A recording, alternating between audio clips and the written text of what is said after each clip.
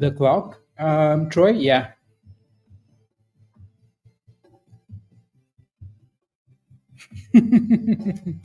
Good afternoon, John.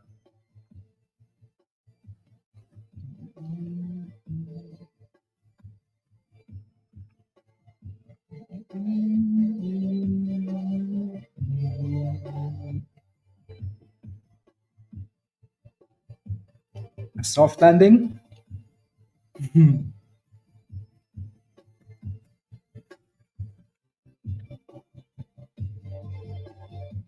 2 minutes.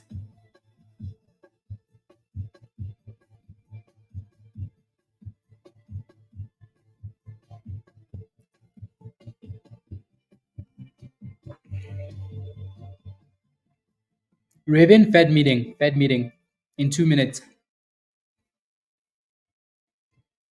Fish. And I'm having some granola, some cereal, basically. Anyways, Fed meeting in well, the minutes come out in a minute, guys, and then Powell is on in 30 minutes. So he doesn't speak until yeah, no, it's always like that, right? So the minutes come out and then 30 minutes after he speaks. So you're gonna see SPY start to react here like a maniac, right? So I mean, you can clearly see that double top. SPY's been quite predictable today, you know, up and down, up and down, up and down. Same resistance, same support.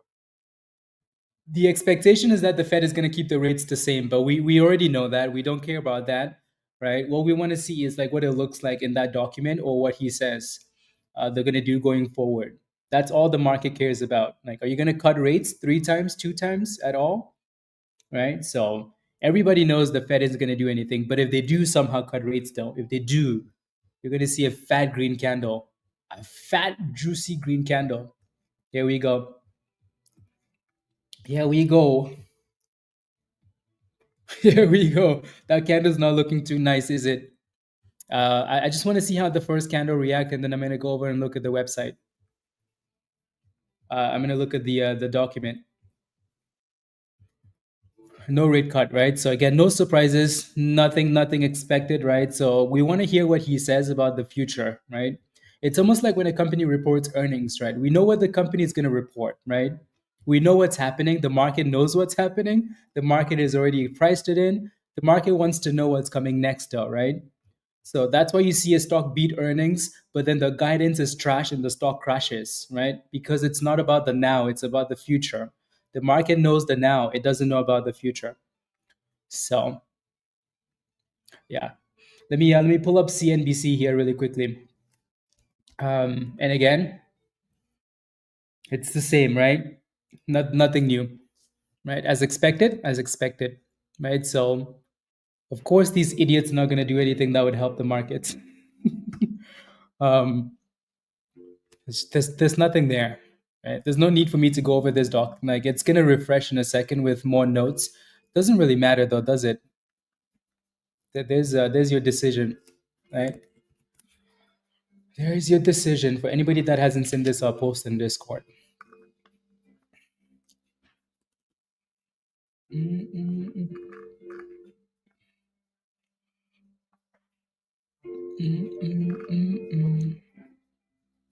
Yep. So no surprises here. The market only wants guidance, Josh. Yeah. The market just wants to know what's next, right? For now, we're basically doing the same thing, right? SPY is bouncing up the same support. So I can put 2 lines here, right? If you were playing 0DTEs today and you bought some puts at the top, calls at the bottom, you did really well because it's been quite predictable today. So again, that's your support at the bottom, right? It's bouncing up the same level and it's been failing at the same level. So when he's speaking, though, I think that's when it's going to change. I think when he speaks, I think we're either going to go to the abyss or we're going to go back up and at least test the upside again. I hope we go up. Someone in the chart named Archer doesn't hope it goes up though. So now we wait, right? He speaks in 28 minutes. 28 minutes, and we're stuck at 560. This one is in calls? Oh wow. That's good. That is good. Yeah, so again, I think it's yeah, today seems a little bit easier for the S&P on the 5 minute. So now we wait for the good afternoon, dude.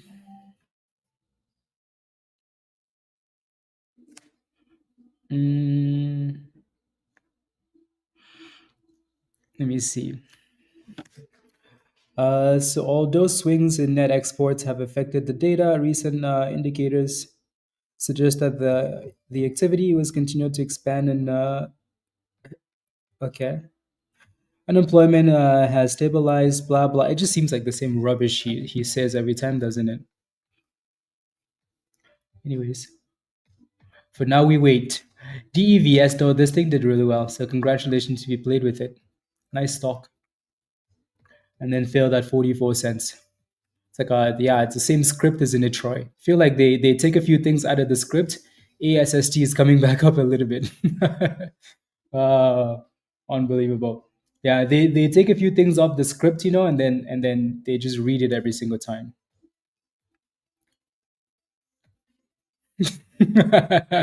Rob, that's true, right? This is like his test. He's testing it out. Test, test, test. Hopefully the market doesn't drop though. Yeah, ESST looks interesting. So we shall see. We shall see. So traders still price in 3 rate cuts this year. I don't know where they're getting this information from, honestly, because so the expectation is that the Fed will cut rates in June, right? That's the next Fed meeting. June, September, and then there's one more, right? So that's what the market is expecting.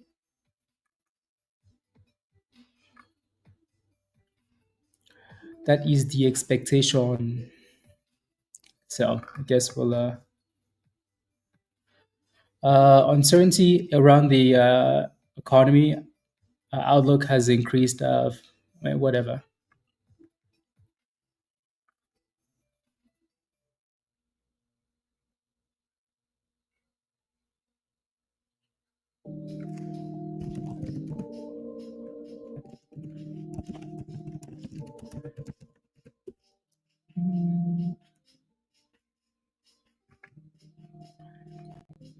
The economy.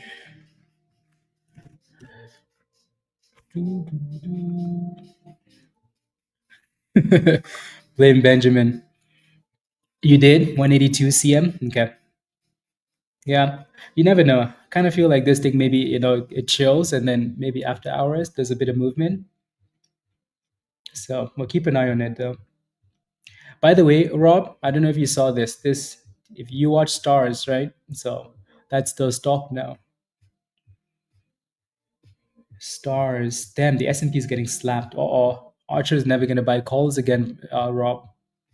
Did SPY just hit new lows of the day? It just did. Yup. All of this negativity. Sheesh. Sheesh. Yeah, Michelle. After hours, Benjamin, no stop loss. Abyss. Abyss.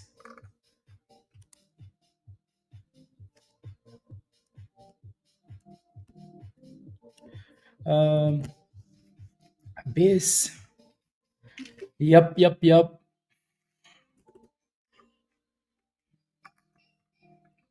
ASST. No, it's still in the same range.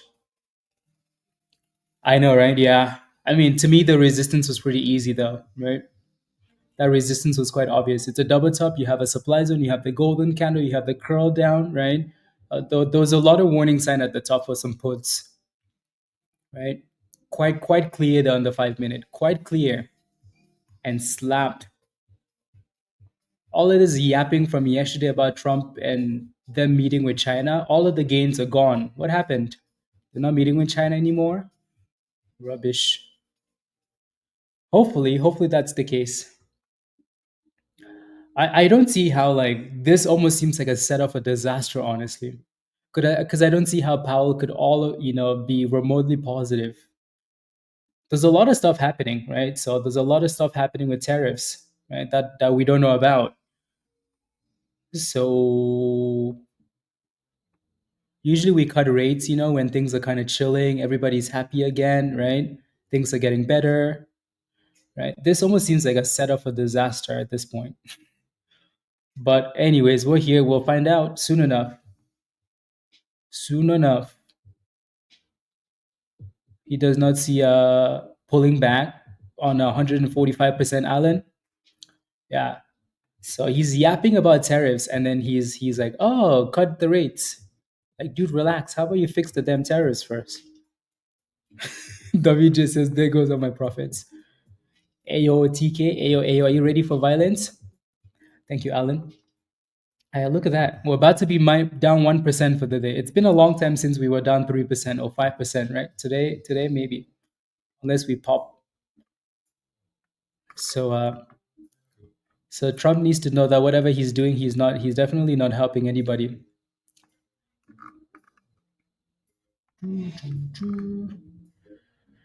And as Trump says, no, yeah, exactly. Exactly. This isn't Trump. He's not helping them. I don't see how the Fed could be positive about cutting rates, Michelle, with tariffs, though. You know what I mean? Because all we're gonna hear is, but like it's the same thing, though, is what I'm trying to say, right? Like, you know, there's a time where we cut rates, and that time is in now, right? It just seems like a setup, because all we're gonna hear is, yeah, there we go. All we're gonna hear is, oh, we're not sure what's happening with the tariffs. We're waiting to see what happens. We're waiting to see what's the market gonna do with that information? Nothing other than slap. Like it just doesn't make sense, right? If I was the Fed, I would not cut rates. So is what I'm saying. Cut rates when you're building, not when you're fighting everybody with terrorists, though, Michelle. I get the building part, right? I completely agree with you. Like the building part, right? Like bringing the monies into the country. But like when there's this much chaos, why would you like why in what universe, right?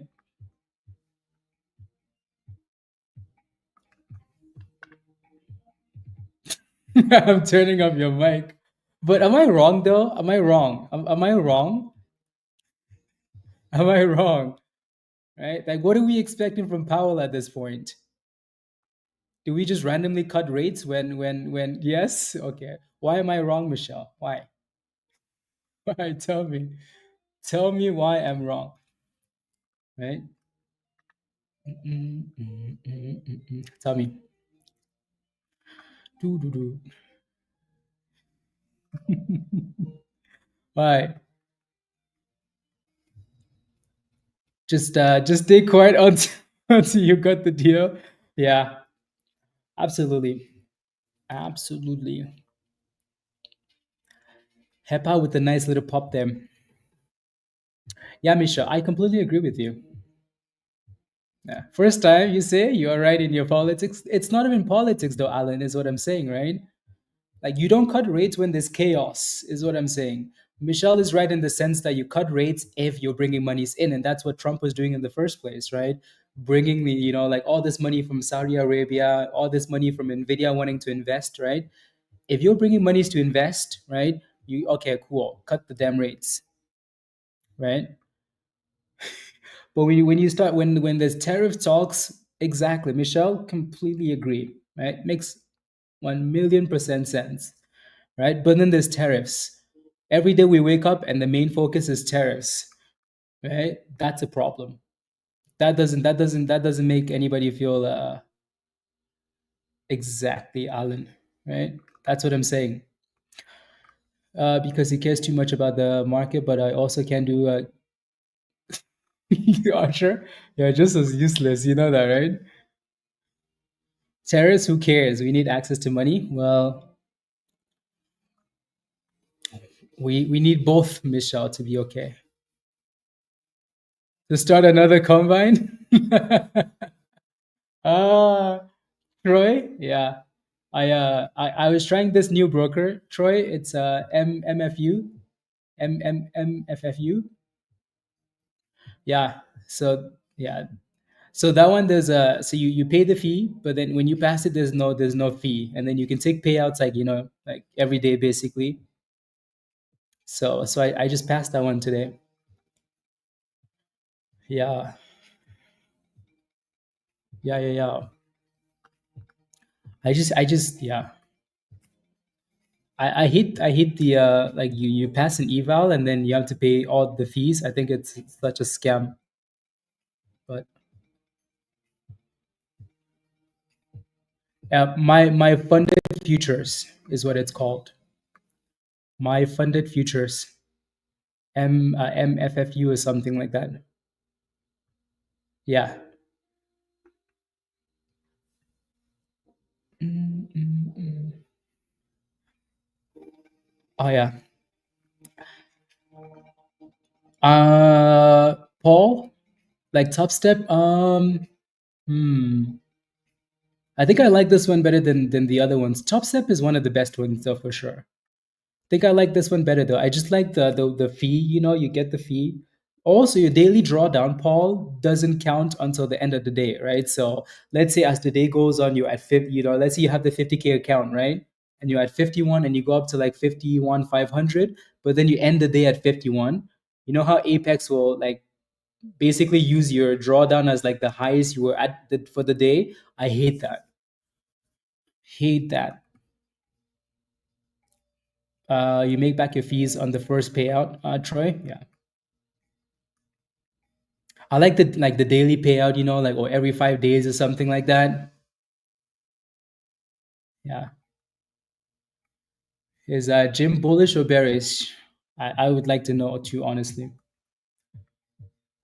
I would like to know.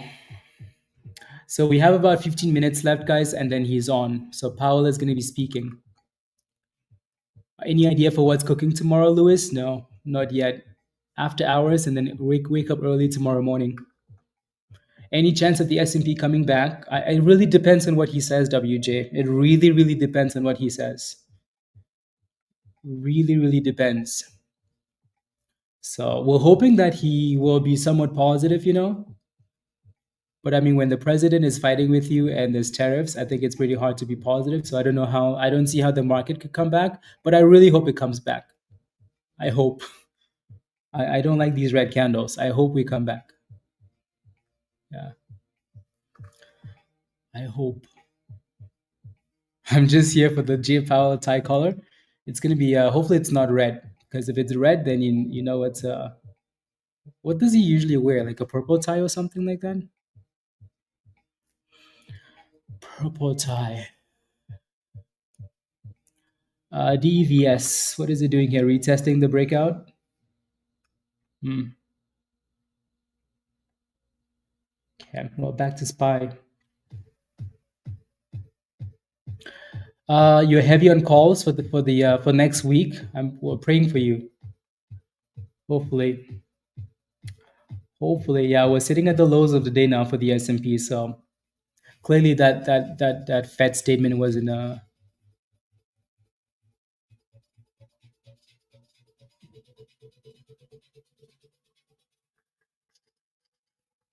It's like let me see if I can search it up here. So MFFU or something.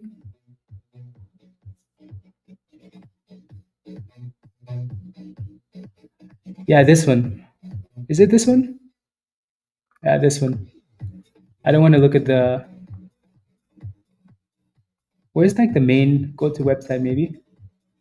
Yeah, this one, Troy. This one.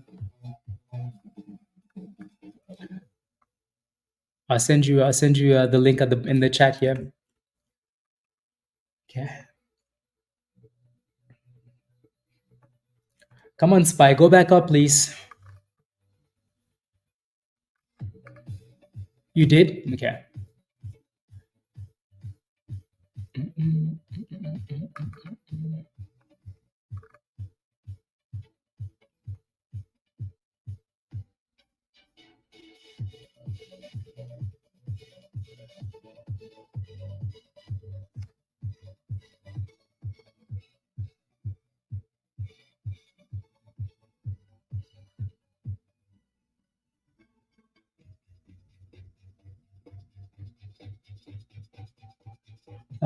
Those.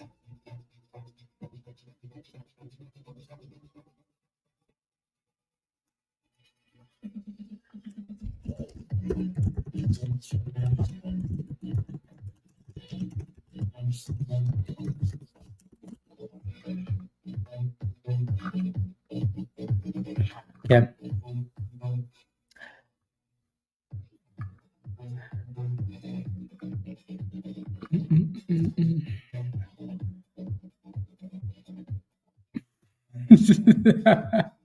Oh, oh my goodness. Adam, I'm sorry. But if those calls don't pay,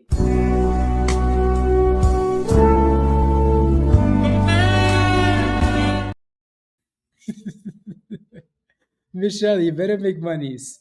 Just you better make money on those calls. If you don't make money on those calls,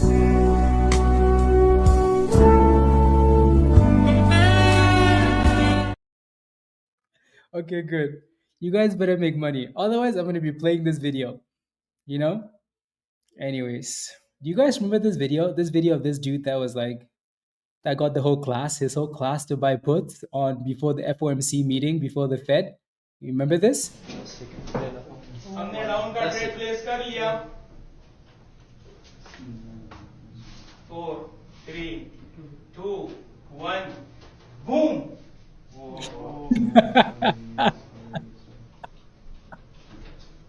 Ah, dude said boom to the downside and it exploded up. The whole class is quiet. Everybody's like, what the hell? Oh, this is why you don't bet against, you don't bet against the Fed or earnings, anything. Sheesh. Everybody's looking down. The candles are gone. 3, 2, 1, boom. Sheesh. That's pain, The shoes are gone. The shoes are gone. Yeah.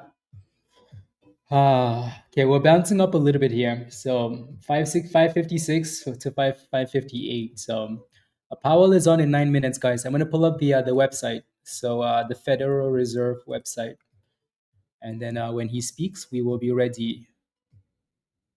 So you can just for now. I think you can just hear the music, right? I'm just gonna mute it for now, and then unmute it when he's actually here speaking. So let's see. Let's see.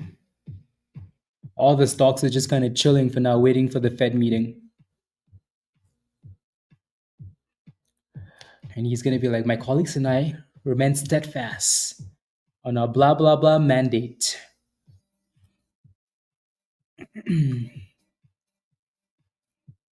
I just want to see SPY pump, and pump and pump and pump. But I also don't see how that's going to happen. But I hope it happens. I really hope it happens. But I don't see how he's going to be positive, though.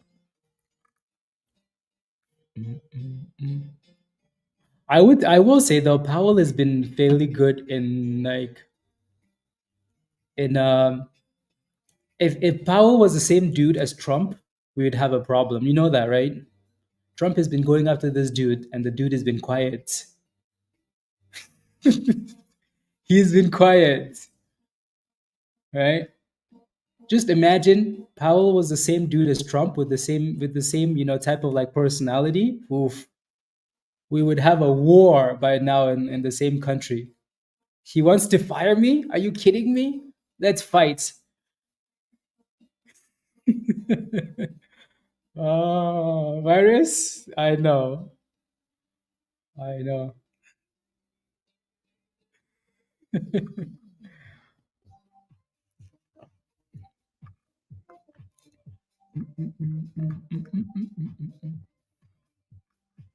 Come on. 7 minutes, everybody. 7 minutes. 7 minutes. Anybody gambling other than Adam? Adam is getting some calls, right? Michelle is getting some calls too. Anybody gambling puts? Anybody else gambling? Roll the dice. Don't worry, we'll pray for you guys. TK calls and puts. Okay. Zero DTE. You're buying some calls, Rich. Okay. Okay. Tesh. Sounds good. Michelle. Okay. You're just sitting on your hands. Yeah. Troy. Yeah. Yeah. I'm just gonna sit on my hands.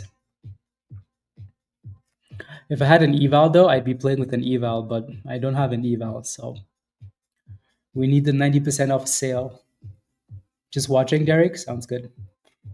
You're waiting for the slap Paul? I hope not. But I think when it got close to the support and it dropped, yeah. If I were you though, WJ, I would have done the opposite. Why? Because you already have long positions, right? So I would have got some puts instead as a hedge. And then a pump. Laura, me too. I want to see a pump. Sammy, for what? ASST? Your average is 215. Okay. You must have been green multiple times though. You just never sold the position, right? And the stock doesn't look like it's completely dead yet. Where's the 200 on this thing? Oh, it's up there. Yeah, it's right there. So, yeah, it doesn't look like it's completely dead yet. Right? Doesn't look like it's dead yet.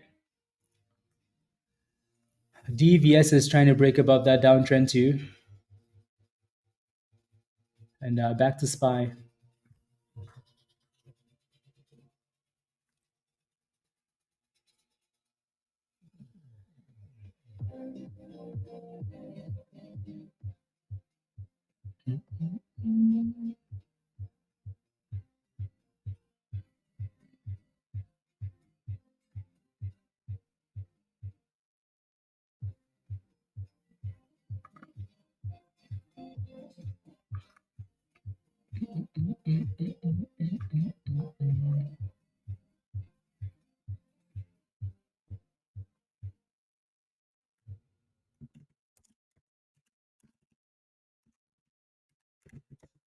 Monday.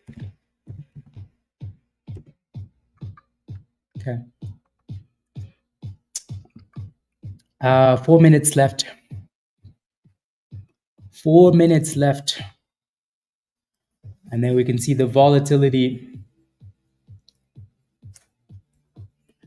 The volatility. Which way do you guys think we go, up or down? Don't say both. It's probably going to be both, isn't it? And then we're going to end up right back in the middle here, right?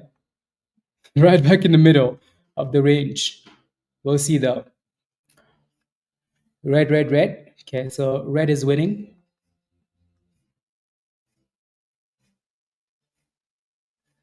No. Paul, we go up a bit and then we break down. Red first and then up.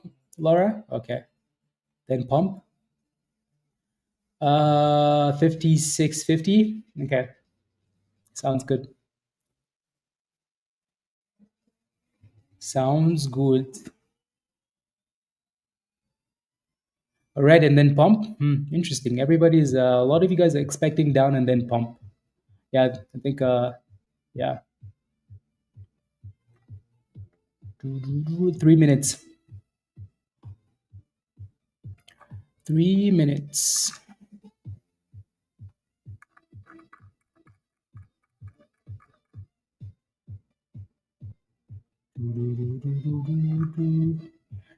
Yes, please. Positive vibes. I would like to see boomskis, please. Pretty please.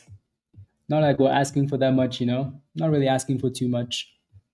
But we're gonna come back and chill in the middle. Ridiculous. Pump till Friday. Ooh, that would be amazing. SPY at 570.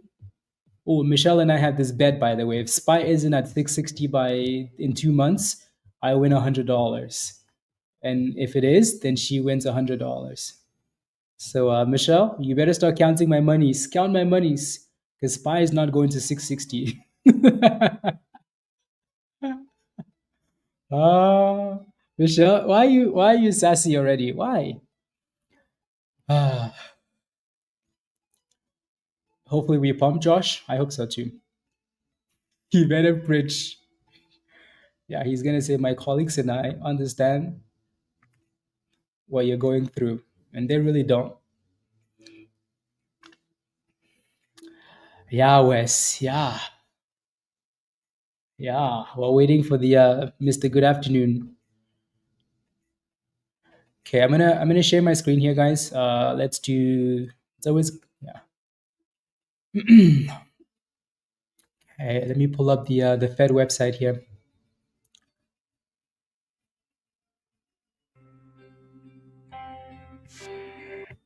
Yeah, the music is on right now, so they're not obviously not live yet, right?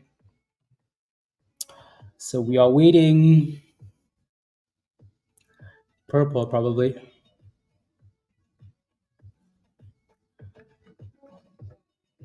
Here we go. Let's see boomskis, Adam. Let's see boomskis, please.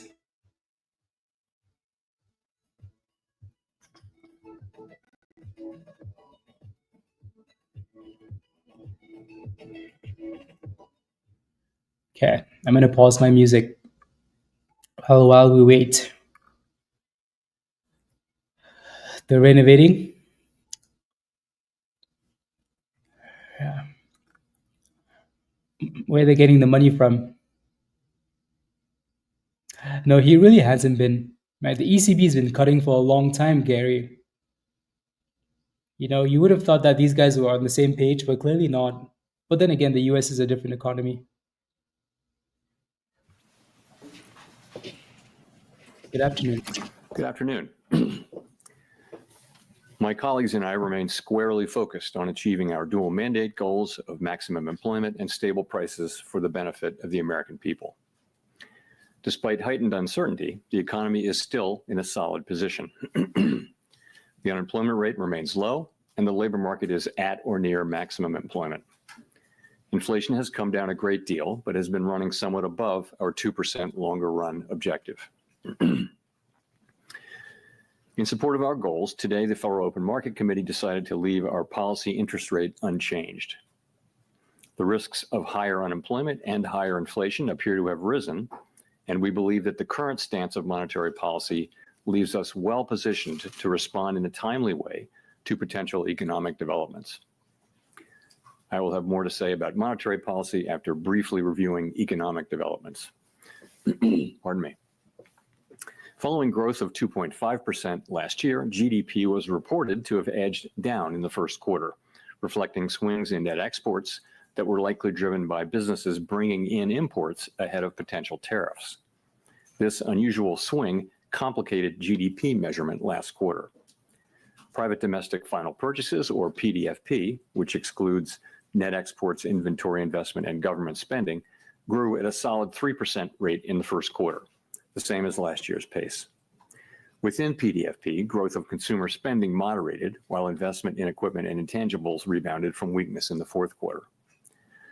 Surveys of households and businesses, however, report a sharp decline in sentiment and elevated uncertainty about the economic outlook, largely reflecting trade policy concerns. It remains to be seen how these developments might affect future spending and investment. In the labor market, conditions have remained solid.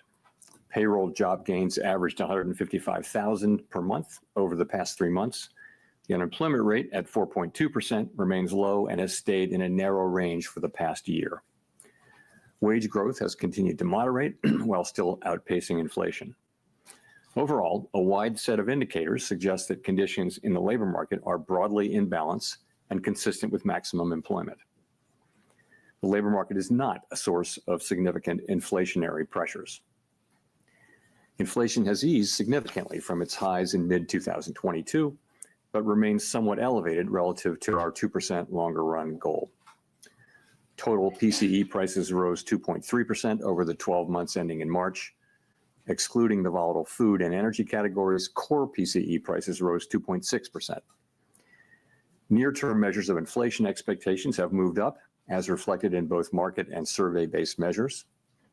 Survey respondents, including consumers, businesses, and professional forecasters, point to tariffs as the driving factor. Beyond the next year or so, however, most measures of longer-term expectations remain consistent with our 2% inflation goal. Our monetary policy actions are guided by our dual mandate to promote maximum employment and stable prices for the American people. At today's meeting, the committee decided to maintain the target range for the federal funds rate at 4.25% to 4.5% and to continue reducing the size of the balance sheet. The new administration is in the process of implementing substantial policy changes in 4 distinct areas: trade, immigration, fiscal policy, and regulation. The tariff increases announced so far have been significantly larger than anticipated. All of these policies are still evolving, however, and their effects on the economy remain highly uncertain.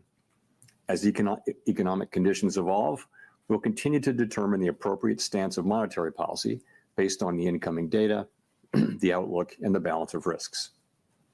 If the large increases in tariffs that have been announced are sustained, they're likely to generate a rise in inflation, a slowdown in economic growth, and an increase in unemployment.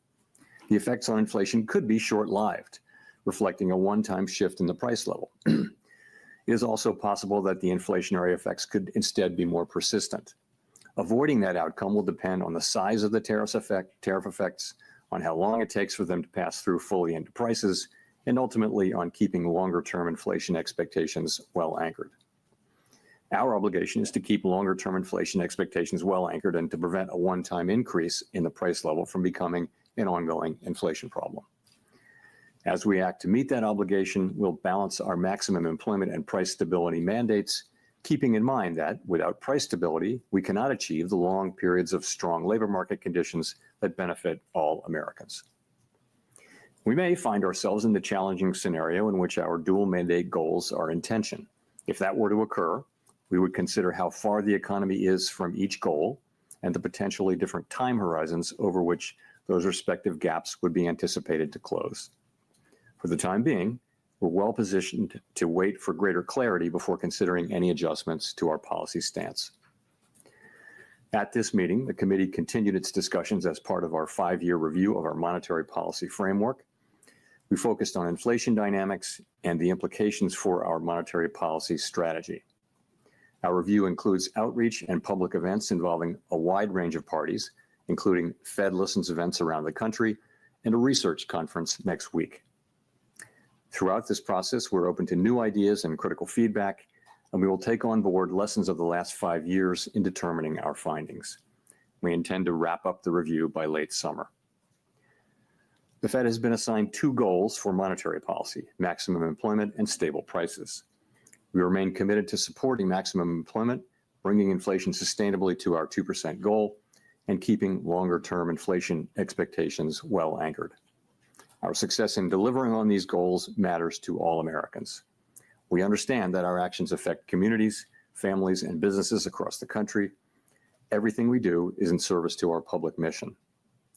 We at the Fed will do everything we can to achieve our maximum employment and price stability goals. Thank you. I look forward to your questions. Steve. Steve Leisman, CNBC. Thank you, Mr. Chairman, for taking my question. A lot has happened since the last meeting. There's been tariffs put on, tariffs taken off, and meanwhile, there's a bill advancing in Congress. And I just wonder if I could press you on the last part of your statement. Are you any closer now to deciding which side of the mandate is going to need urgent care first? Well, so as we noted in our statement, post-meeting statement, we've judged that the risks to higher employment and higher inflation have both risen. And this, by the way, of course, is compared to March. So that's what we can say. I don't think we can say, which way this will shake out. I think there's a great deal of uncertainty about, for example, where tariff policies are going to settle out. And also when they do settle out, what will be the implications for the economy, for growth, and for employment? I think it's too early to know that. So, I mean, ultimately, we think our policy rate is in a good place to stay as we await further clarity on tariffs and ultimately their implications for the economy. Hearing you describe what you're looking for in terms of being able to make a decision, it sounded like that's a long-term process before you sound like you're going to be comfortable, or the committee would be comfortable to act on what the data is telling you. I don't think we know. I think if you look where we are today, we have an economy that, if you look through, the sort of distortions in Q1 GDP, you've still got an economy that looks like it's growing at a solid pace. The labor market appears to be solid. Inflation is running just a bit above 2%. So it's an economy that's been resilient and is in good shape. And our policy is sort of modestly or moderately restrictive. It's 100 basis points less restrictive than it was last fall. And so we think that leaves us in a good place to wait and see. We don't think we need to be in a hurry. We think we can be patient. We're going to be watching the data. The data may move quickly or slowly, but we do think we're in a good position where we are to let things evolve and become clearer in terms of what should be the monetary policy response. Nick. Nick Timmerose of the Wall Street Journal. Chair Powell, there's naturally a lot of PTSD around 2021 and supply shocks, but there are some who argue that the current situation has notable differences. Energy costs are down, housing imbalances look nothing like they did 4 years ago, labor demand appears to be gradually cooling with wage growth running below 4%. What do you see right now that could nourish higher inflation beyond a rise in goods prices this year? I think the underlying inflation picture is good. It's what you see, which is inflation now running a bit above 2%. And we've had basically decent readings in housing services and non-housing services, which is a big part of it. So that part, I think, is moving along well. But there's just so much that we don't know. I think, and we're in a good position to wait and see is the thing. We don't have to be in a hurry. The economy has been resilient and is doing fairly well. Our policy is well positioned. The costs of waiting to see further are fairly low, we think. So that's what we're doing. And we'll see. The administration is entering into negotiations with many countries over tariffs. We'll know more with each week and month that goes by where tariffs are going to land, and we'll know what the effects will be when we start to see those things. So we think we'll be learning. I can't tell you how long it will take, but for now, it does seem like it's a fairly clear decision for us to wait and see and watch. So when you say that you don't need to be in a hurry, does that mean that could the outlook change in such a way that a change in your stance could be warranted as soon as your next meeting? As I said, we are comfortable with our policy stance. We think we're in the right place to wait and see how things evolve. We don't feel like we need to be in a hurry. We feel like it's appropriate to be patient. And when things develop, of course, we have a record of we can move quickly when that's appropriate. But we think right now the appropriate thing to do is to wait and see how things evolve. There's so much uncertainty. If you talk to businesses or market participants or forecasters, everyone is just waiting to see how developments play out, and then we'll be able to make a better assessment of what the appropriate path for monetary policy is. So we're not in that place, and as that develops, and I can't really give you a time frame on that. John L. Janelle Marte with Bloomberg. So many economists have been pricing in higher odds of a recession, and several are noting that it is more difficult for the Fed to cut rates preemptively given the higher risks for higher inflation. So given the outlook, do you still see a path for a soft landing, and what does that look like? Well, let me say, I mean, so let's look back and see where we are. So to go through 2024 up to the day, we've had unemployment in the low 4s for more than a year. We've had inflation coming down now in the mid to low 2s. We've had an economy growing at 2.5%. So that is the economy as we see it now. What looks likely, given the scope and scale of the tariffs, is that we will see certainly the risks to higher inflation, higher unemployment have increased. And if that's what we do see, if the tariffs are ultimately put in place at those levels, which we don't know, then we won't see further progress toward our goals. But we might see a delay in that. I think in our thinking, we would never do anything but keep achieving those goals. But we would, at least for the next, let's say, year, we would not be making progress toward those goals. Again, if that's the way the tariffs shake out. The thing is, we don't know that. There's so much uncertainty about the scale, scope, timing, and persistence of the tariffs. So that's that. In terms of preemption, I think you can look back at the 2019 cuts as preemptive. I wouldn't say that what we did last fall was at all preemptive. If anything, it was a little late. But 2019, we did cut 3 times. But the situation was you had a weakening economy and you had inflation at 1.6%. So that's a situation where you can move preemptively. Now we have inflation running above target. It has been above target for 4 years. It's not so far above target now. And we have an expectation, conditional on what happens, that we'll see upward pressure on inflation. If you look at where forecasters are, they're all forecasting an increase in inflation. So it makes it, and then we've also got forecasts of weakening in the economy, and some have recession forecasts. We don't publish a forecast about that. We don't publish a forecast that assesses how likely a recession is. But in any case, it's not a situation where we can be preemptive because we actually don't know what the right response to the data will be until we see more data.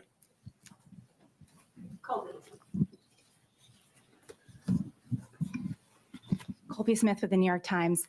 How much weakness does the committee need to see, though, in the labor market and the economy more broadly to lower interest rates again? Is it about a certain increase in the unemployment rate over a period of time, or perhaps a certain number of negative monthly job reports? I mean, how are you making that assessment?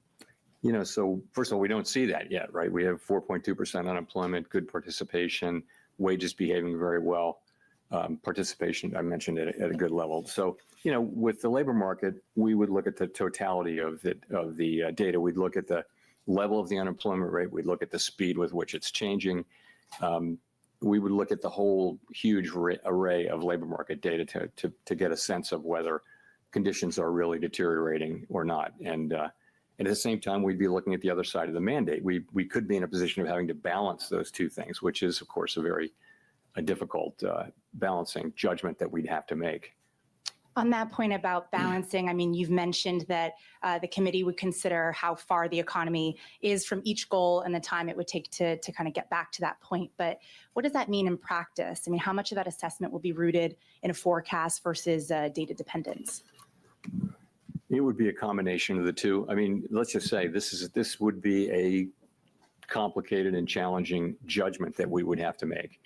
Yeah, we're not in this situation, but the situation is if the two goals are in tension. So let's say that unemployment is moving up in an uncomfortable way, and so is inflation. Not the situation we're in, hypothetically, but we would look at how far they are from the goals, how far they're expected to be from the goals, what's the expected time to get back to their goals.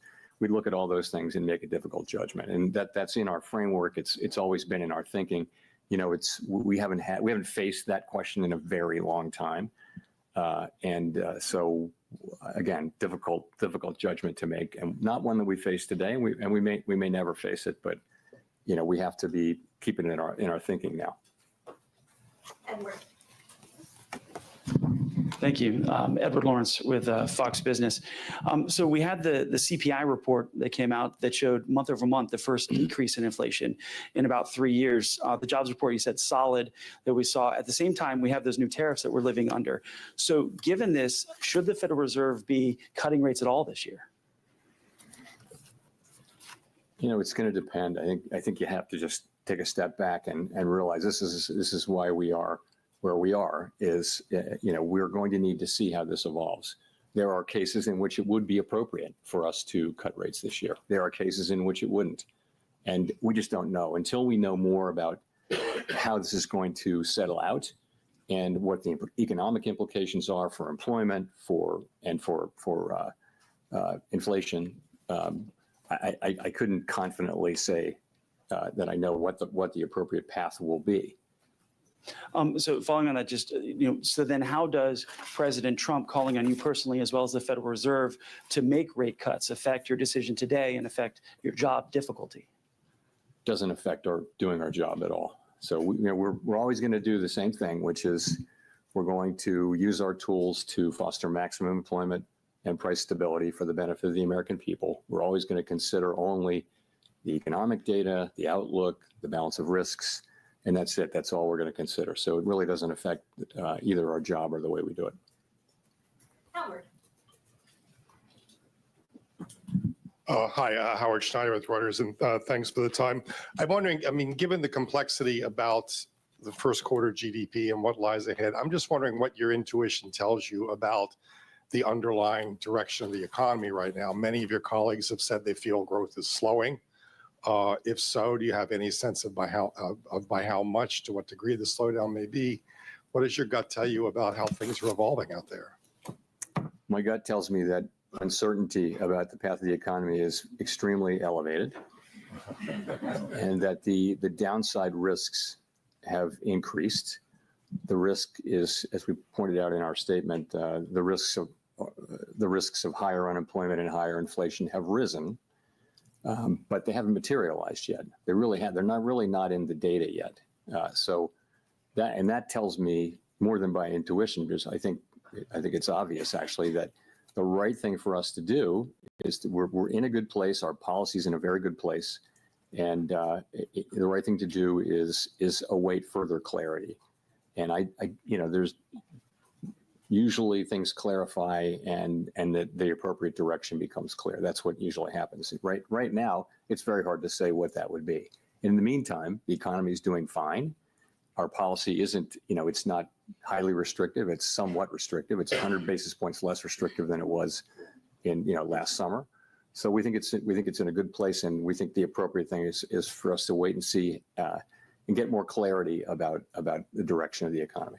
Well, let me press you on this idea of the economy being fine right now, because reading the Beige Book very closely the last time around, there was a lot of negative stuff, negative sentiment that was in there. And I know that everybody's looking at soft data right now.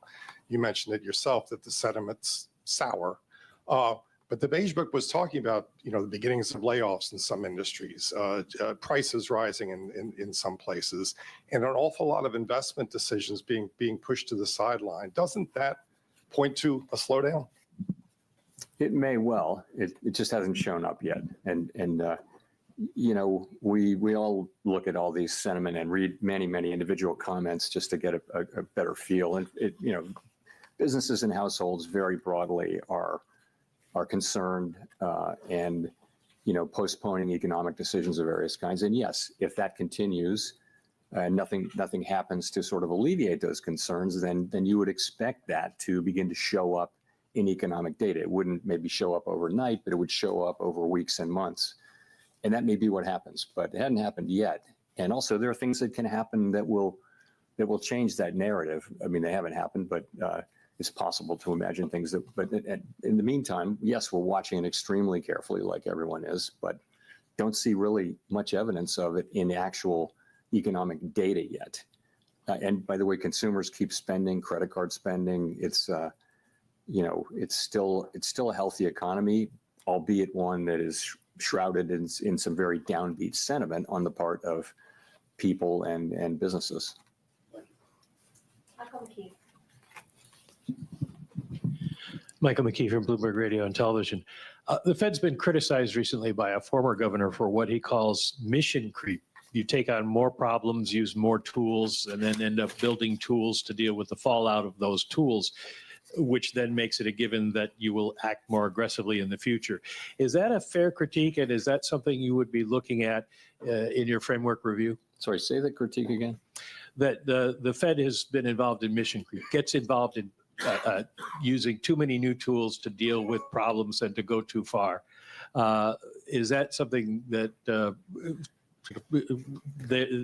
critique was based around the fact that you did QE and QE and QE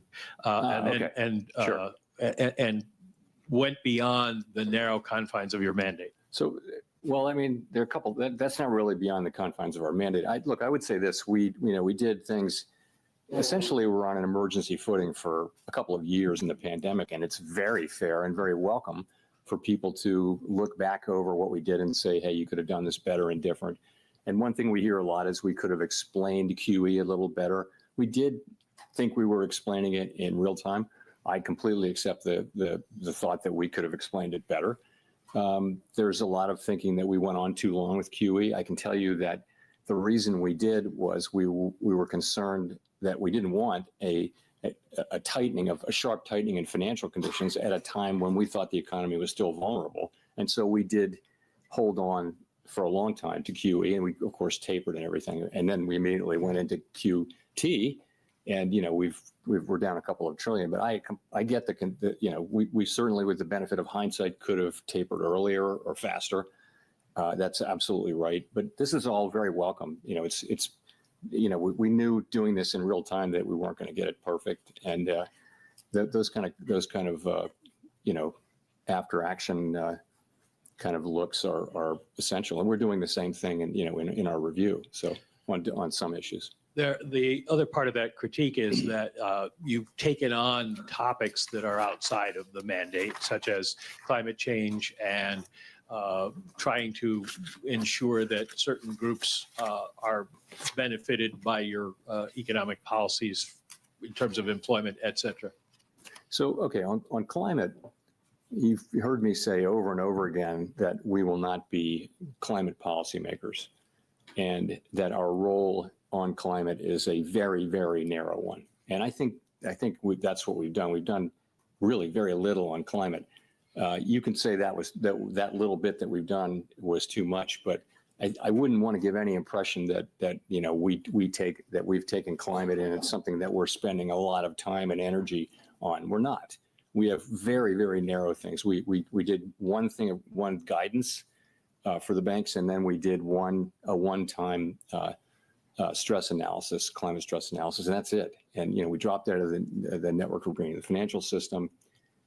So we didn't do much on climate, but I do think, and I've said this publicly several times, I think it's a real danger for us to try to take on a mandate like that, which is very narrow application to our work. And the risk is if you go for things that are really not on your mandate, then why are you independent? And I think that's a very fair question. I do think we've done a whole lot less on climate than some people seem to think we did. Anyway, that's what I think. Should you have taken on the question of bringing unemployment rates down for specific categories? We didn't do that. What we said was that we never targeted any unemployment rate for individual racial or demographic groups. What we said was that maximum employment was a broad and inclusive goal. And I think what we meant by that was we're going to consider the totality of the country as we look at our maximum employment goal. Of course, we were never going to target any individual group with that, but I think some people, wanted to hear it that way. But that's not at all what we meant. So that's just not a correct reading of our. But I can see how maybe people found that confusing, and we have to take that into consideration. Jolene.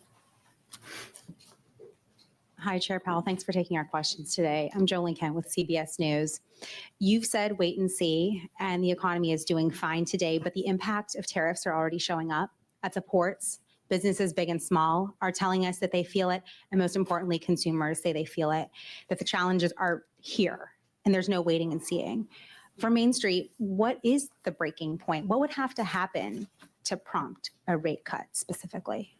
Well, so we really don't see in the data yet big economic effects. We see sentiment, there are concerns that higher prices may be coming or things like that. So they're worried now about inflation. They're worried about the a shock from the tariffs, but they really haven't. That shock hasn't hit yet. Okay, so we're going to be looking at the not just the sentiment data, but also the real economic data as we assess what it is we should do. And remember, there'll be two effects. One of them would be weakening economic activity, which translates into higher unemployment, and the other would be potentially higher inflation. Again, to say it again, the timing, the scope, the scale, and the persistence of those effects are very, very uncertain. So it's not at all clear what the appropriate response for monetary policy is at this time. And and by the way, our policy is in a good place, so we think we can wait and move when it is clear what the right thing to do is. Really not at all clear what it is we should do. So people are feeling stress and concern, but unemployment hasn't gone up. Job creation is fine. Wages are in good shape. People are not layoffs, or people are not getting laid off at high levels. Initial claims for unemployment are not increasing, in any kind of impressive way. So the economy itself is still, in solid shape. Just a quick follow-up. President Trump now says he does not plan to remove you as chair. When you heard that, what did you think? I don't have anything more for you on that. I've pretty much covered that issue. Thank you. Chris. Hi, thank you.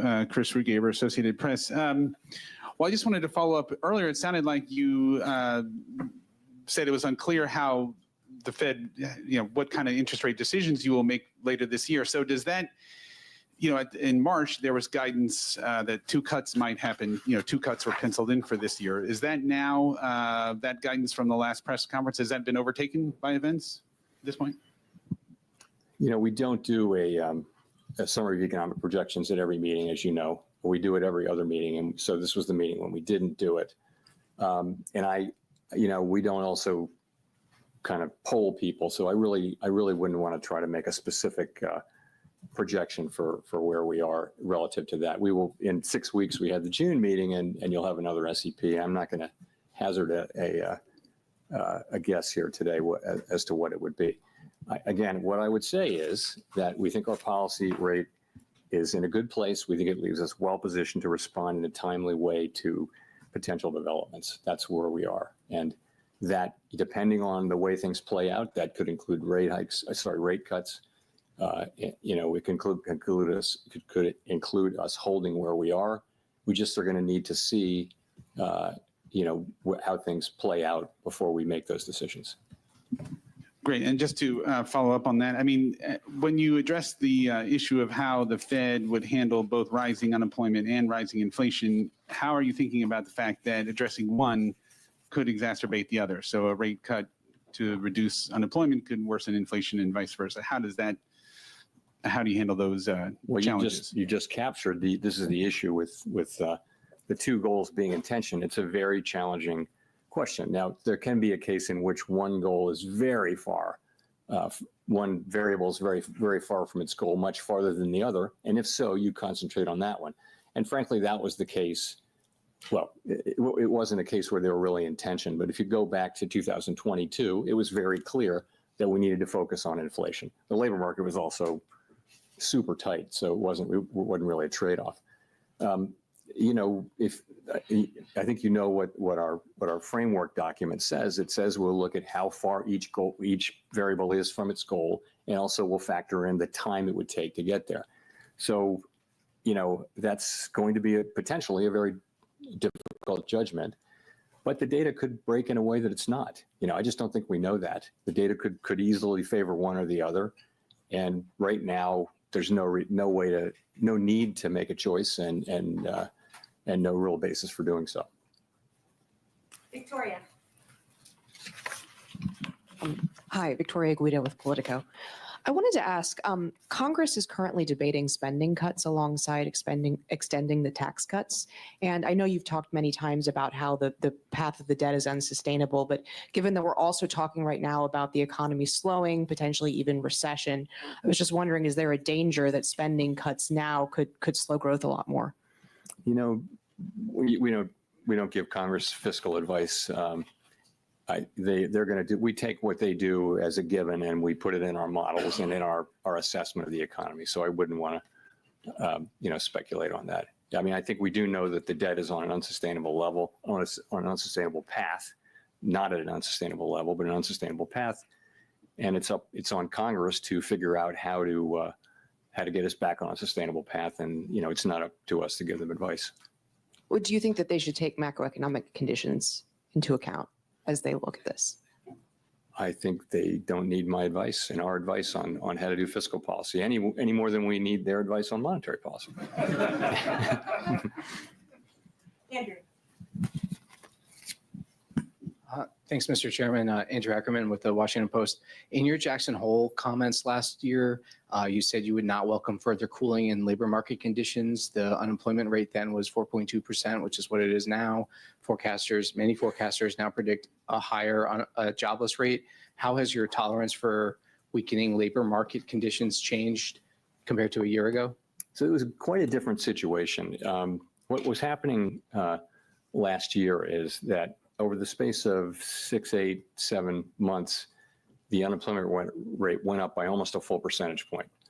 And it was click, click, click, click, click each month. And everywhere people were talking about downside risks to the labor market. At the same time, payroll job numbers were getting softer and softer. So there was a really obvious concern about downside risk to the labor market. And so at Jackson Hole and then in September, we wanted to address that forthrightly. We wanted to show that we were there we'd been there for inflation for a couple of years, and we wanted to show also that we're there for the labor market.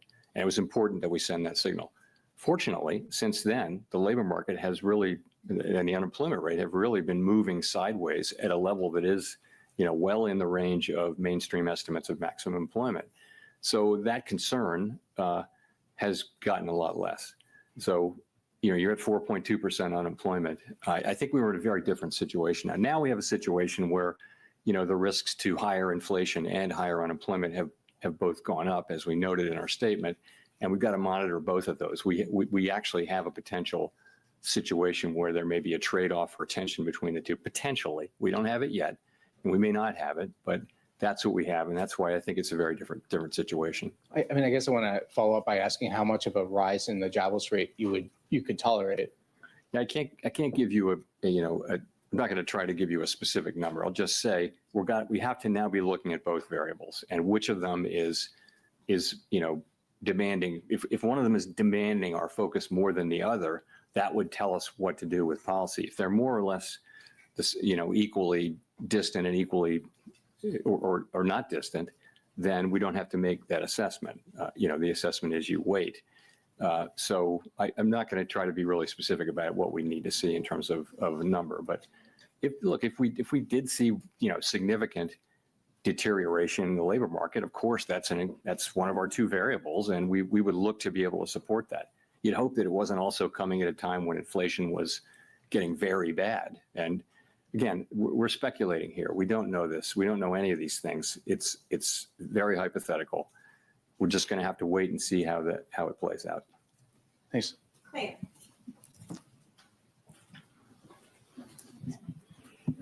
Claire Jones, Financial Times. In terms of getting some clarity, we've got some talks at the weekend in Geneva between the US and China.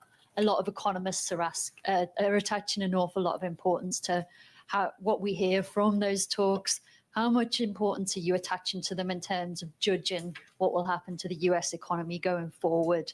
And just in a similar vein, some economists are saying it's days, not weeks, that we have until we start to put the US economy at risk of seeing the sort of pandemic era shortages and higher prices if we don't kind of soothe relations between the US and China. So it'd be good to have your view on that too. So, these are not talks that we're in any way involved in, so I really can't comment directly on them. So, but what I will say is this, we had, coming out of the March meeting, the public generally had an assessment of where tariffs were going. And then April 2 happened, and it was really substantially larger than anticipated in the forecasts that I had seen and in our forecasts. So, and now we have we're in a new phase where it seems to be we're entering a new phase where the administration is beginning talks with a number of our important trading partners. And that has the potential to change the picture materially or not. And so I think it's going to be very important how that shakes out. But we simply have to wait and see how it works out. It certainly could change the picture, and we're mindful of not trying to make conclusive judgments about what will happen at a time when the facts are changing. And just on the fall in shipping volumes from China over these tensions, I mean, do you share that concern that we could start seeing goods shortages and higher prices in the coming weeks if this isn't resolved very quickly? I don't want to get we shouldn't be involved even verbally in the questions about the timing of these things. Yes, of course we follow all that data.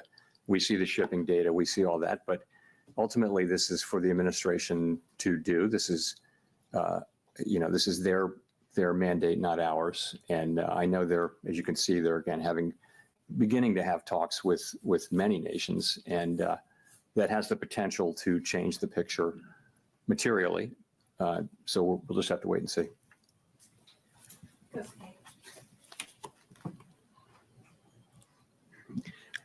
Kosuke Takami with Nikkei. Thank you for doing this. The volume of imported goods increased significantly in the first quarter. Do you think that this situation could cause a delay in the impact of tariff on inflation? And does this mean that it will take longer time to reduce uncertainty? The decision we made today? Which decision? So the future decisions. So the volume of the imports, imported goods increased significantly. So the impact on the imported inflation may delay. So what is the impact to your future decision? Okay, so I mean, I think we think that there was a big spike in imports, right? Very big, historically large, really, and to beat tariffs. And now that should actually reverse, so that it's the difference between it's exports minus imports. So and imports were huge, and so that it conveyed a very negative contribution to U.S. GDP, annualized GDP in the first quarter, as we all know. So that could, in the second quarter, be reversed, so that we have an unusually large contribution to usually positive. That's very likely as imports drop sharply. You could also have, very likely you'll have restatements of first quarter. It'll turn out that consumer spending was higher. It'll turn out that inventories were higher, and so you'll see those data revised up. It may actually go into the third quarter too, and so I think this whole process is going to a little bit make it harder to make a clean assessment of U.S. demand. I mentioned private domestic final purchases, which doesn't have inventories, government, or inventories, government. Anyway, it's a cleaner read on private demand, but that too probably was flattered a little bit by strong demand for imports to beat tariffs. So that might overstate. It's a really good reading, 3% PDFP in the first quarter. That might actually overstate. So it's not really I don't think it's going to affect our decisions. I will just say though that it's a little confusing, and it's probably less confusing to us than it would be to the general public as we try to explain this. It's complicated, and GDP is sending a signal, PDFP is sending a signal. It's a little bit confusing, but I think we understand what's going on. It's not really going to change things for us.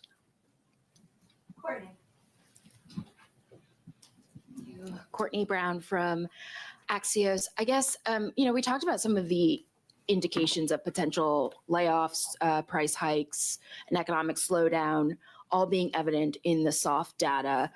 I'm curious why the Fed needs to wait for that to translate into hard data to, make any type of monetary policy decision, especially if the hard data is not as timely or might be warped by tariff-related effects.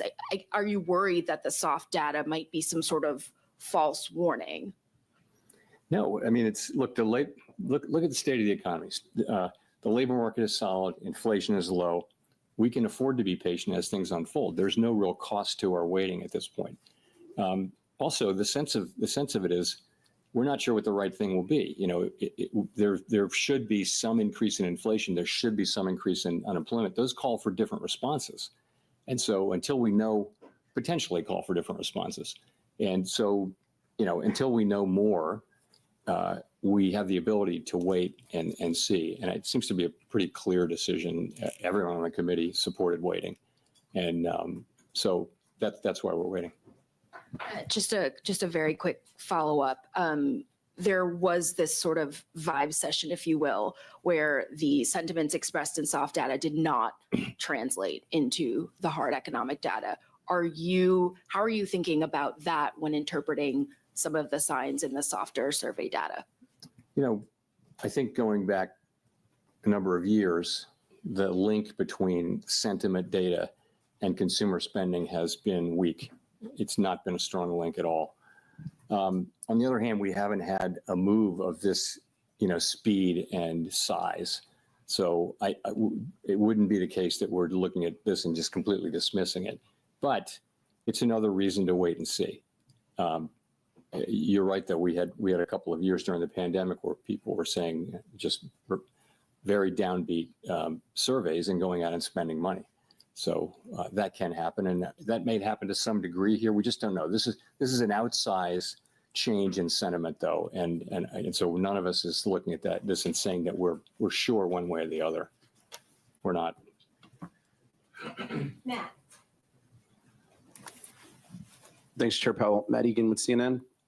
So you mentioned earlier that you're monitoring the shipping data, and we have seen in the shipping data that imports from China into the Port of Los Angeles have plunged, and that has raised concerns about potential shortages. What tools, if any, does the Fed have to ensure that prices and inflation expectations don't get out of hand if tariffs do cause significant supply chain disruptions? I mean, we don't have, the kind of tools that are good at dealing with supply chain problems. We don't have that at all. That's a job for the administration and for the private sector more than anything. What we can do with our interest rate tool is we can be more or less supportive of demand, and that'd be a very inefficient way to try to fix supply chain problems. But we don't see the inflation yet. We're of course reading the same stories and watching the same data as everybody else. And, right now we see inflation, kind of moving sideways at a fairly low level. If I could follow up on that, President Trump has indicated that he will likely name a replacement for you when your term as chair expires next year. But your position on the board runs through January 2028, I believe. Would you consider remaining on the Fed board even if you're no longer chair? So I don't have anything for you on that. My whole focus is on, and my colleagues' focus is all on, trying to navigate this tricky passage we're in right now, trying to make the right decisions. We want to make the best decisions for the people that we serve. That's what we think about day and night. And this is a challenging situation, and that's 100% of our focus right now. Let's go to Jennifer for the last question. Thank you so much, Chair Powell. Jennifer Schonberger with Yahoo Finance. Public records of your schedule so far this year show no meetings with President Trump. Past presidents Obama, Bush, and Clinton have all met with Fed chairs, and you met with Trump during his first term. Why haven't you asked for a meeting yet with the president? I've never asked for a meeting with any president, and I never will. It's not, I wouldn't do that. There's never a reason for me to ask for a meeting. It's always been the other way. So would you want to meet with him if given the opportunity to get more information? It's never an initiative that I take. It's always an initiative I don't think it's up to a Fed chair to seek a meeting with the president, although maybe some have done so. I've never done so, and I can't imagine myself doing that. I think it's always comes the other way. A president wants to meet with you, but that hasn't happened. And if I could just ask one question on monetary policy, when it is time to cut rates, how will you determine how far down rates will have to come to try to keep a balance on the inflation mandate as employment weakens? I think once you have a clear direction, you can make a judgment about how fast to move and that kind of thing. So it's really the harder question is the timing, I think, and when will that become clear? And fortunately, as I mentioned, we have our policy in a good place, the economy's in a good place, and it's really appropriate, we think, for us to be patient and wait for things to unfold as we get more clarity about what we should do. Thanks very much. Thanks very much. Thanks very much. No, I almost left the stream. Sheesh. It always glitches like that when I forget about the Fed. Let's go back to ASST because this thing destroyed that resistance. Look at how long it took for this thing to break out. Forever. Finally, though, broke above $202, right? And then that 250. Can we just keep cooking now, please? Anyways, did we learn anything else from the Fed, guys? I don't think so, right? Don't think so. Did we learn anything? Anything stand out to anybody? Why is my camera off?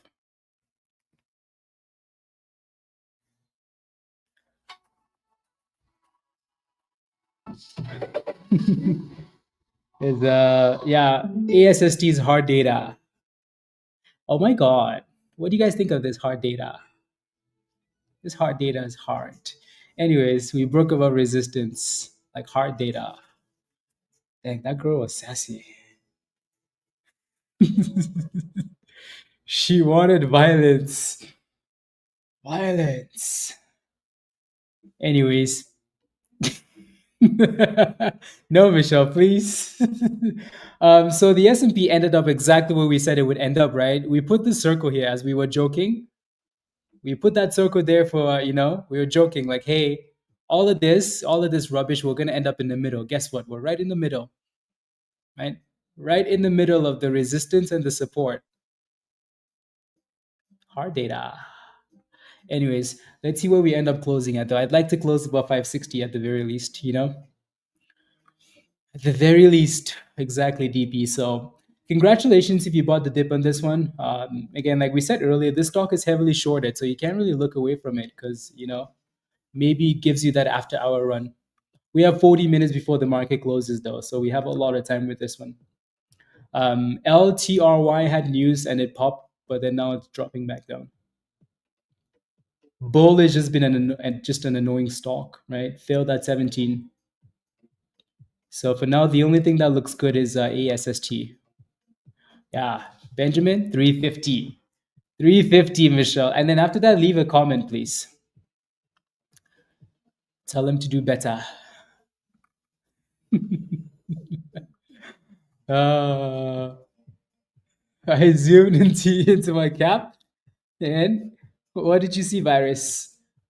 Did you see hard data? So the only annoying thing about ASST is how it unhalts, but usually around the same price, right? So highs of $2.81. At some point, I think we want a retest of 250 unless it's halted again. I think this is the frustration, This is the frustration with this stock is every 10 cents. Oh, Virus. I'm going to look at that later today again. I'm going to laugh even harder. But,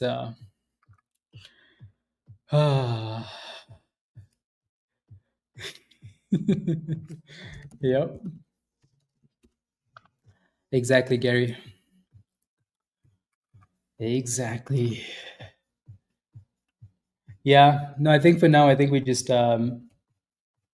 let's see where the market closes at. But again, we said this from the very beginning, right? A lot of the conversation is going to be around tariffs. There's really nothing that can be answered today from the Fed, right?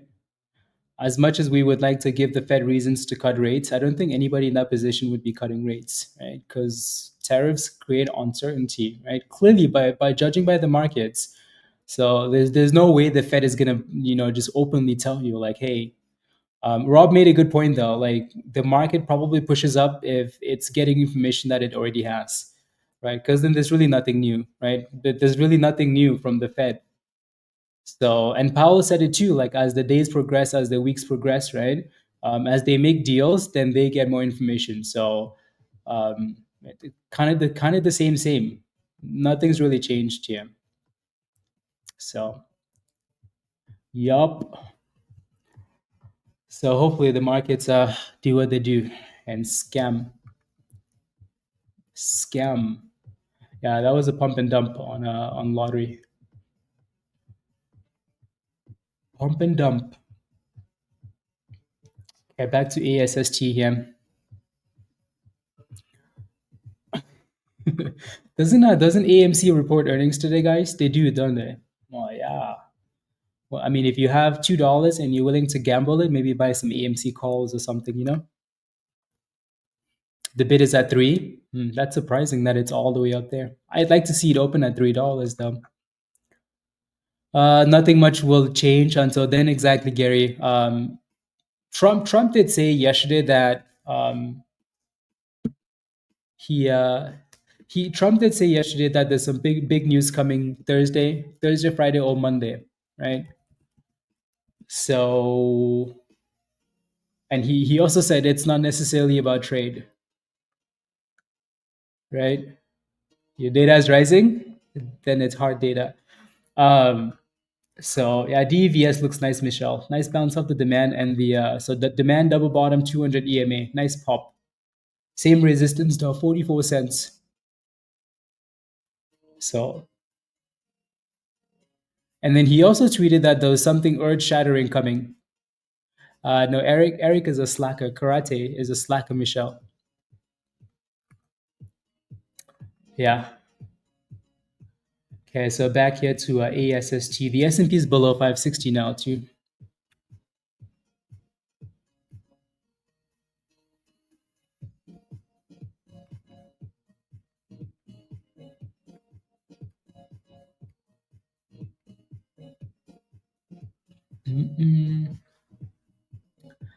$1.96.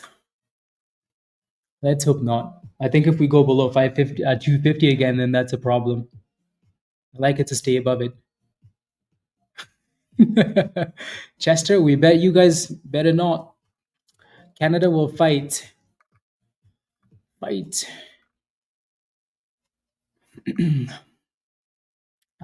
weekend said was $30. Yeah, I think going to the movies is one of those things you do like once in a while, right? Yeah, you can watch movies at home for cheaper. You can spend time with your family at home, for cheaper. You can rent a movie for $20, right? And you guys can make your own popcorn at home and enjoy the movie, rather than like one bag of popcorn is $30, and then that's not even the movie tickets, and then you have to drive there, and then there's someone's crying in the movie theater. Yep, exactly, Gary, exactly. Yep. Well, I mean, Troy, don't go to jail, please. Hang out, General. Whenever someone tells me to do that, it's trouble. Gary. So here comes that 250 retest for ASST, right? Which is not a big deal at all. So breakout retest. So let's see if we can stay above this level and then continue back up. If we can close above 250, I think that creates a lot of potential for after hours. Archer, I'm like in comparison to like going to the movies, right? Like you can rent a brand new movie that just came out for $20, right? Versus going to the movie theater and one ticket is $20. And then no snacks, right? You know what's stupid, guys? You know what's stupid? Is ASST is halted up again. In what universe is this okay? Someone clearly has friends in high places. This stock has been halted way too many times today, right? Imagine when the market closes. They better run.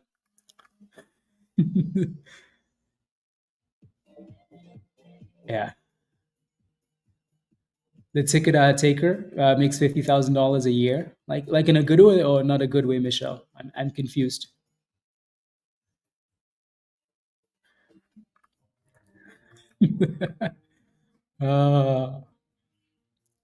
Yep. Laughs and respect. Let the drama play out. Exactly. Exactly, Gary. 197. The bid is in at 197. Your bid? That's okay, Sammy. Oh, like the wages are high. Really? You make $50,000 a year to serve popcorn? Damn. Crazy. I mean, at least they're getting paid though. I'd rather people. Yeah. You're stuck in there, Dennis? Yeah. I don't know. You might have to read some of those SEC filings because I'm not sure what the deal is with that. I'm just not a fan of stocks that are below 5 cents because I think once you go below that level, 10 cents, 5 cents, you're asking for a lot of trouble. So you really need to pay attention to the SEC filings when you hold that stuff. Come on, virus. Wages are high. Maybe that's why Adam Aaron makes $22 million a year. $22 million a year. My goodness, they run a trash company. I'm kidding. I'm kidding. Yeah. Pizza. Yeah. It doesn't halt for very long. 5 to 10 minutes. The S&P is getting slapped. So the 200 EMA has been resistance today. Right. We're going right back to the abyss again. Testing the uptrend.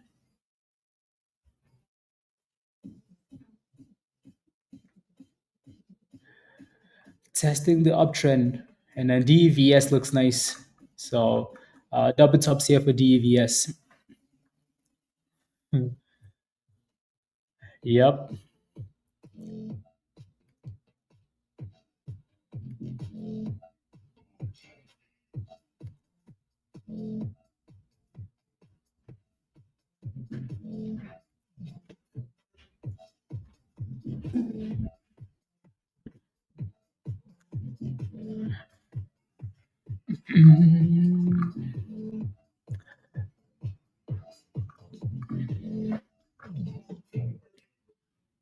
And get back to day trading action. You've been slacking, virus? Yeah. Do it. Do it, do it, do it, do it. You could have had some nice puts, some nice 0 DTE puts into the close, virus. For SPY. Because puts are for winners. Look at SPY.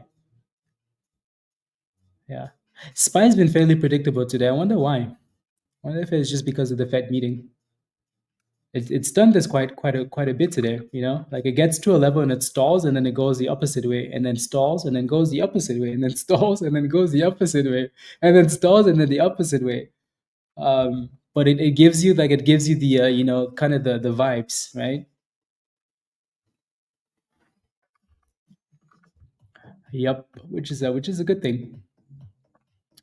ASST still halted, and then DEVS. This is a Canadian stock, by the way, so you guys should be grateful for Canada. 44 cents double top still. Yep. Let's see if it breaks above it though. Thank you, BK. Yeah, that's been the only good thing for ASST is that it doesn't halt for like 2 years. Canada is not for sale. Canada will never be for sale. Oh, Canada. Okay, give us the unhalt. Yeah, DEVS is about to break that top, Michelle. Yeah, there goes new highs of the day. That's actually quite nice, Quite nice. 40,000 shares for the next pump. What stock is that? If someone tells you there's a Canadian stock that's about to squeeze, don't believe them.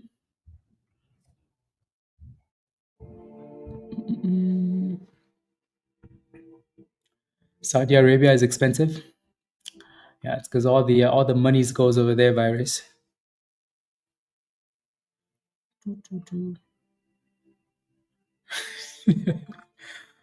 Unwelcome and unsafe traveling to the United States. New poll, national. I don't feel like that's true though, you know? Like, anyways. Majority of Canadians feel unwelcome and unsafe traveling to the United States. Was this poll made by a Canadian? Are they in politics? Yeah, they extended the avoiding the United States like the plague. Yeah, I feel like all of that is politics. Yeah. I don't think I believe that. I don't think I believe that. Like if I went to the States to hang out with Peter or Virus or Michelle, right? I don't think I'd feel unwelcomed. But I think if I sit in my own country and I'm like, damn it, Trump is making then that makes me feel like I don't want to go there or a little bit unwelcomed. It's a lot more to do with like other stuff rather than the people themselves. I feel like so. Unwelcome everywhere.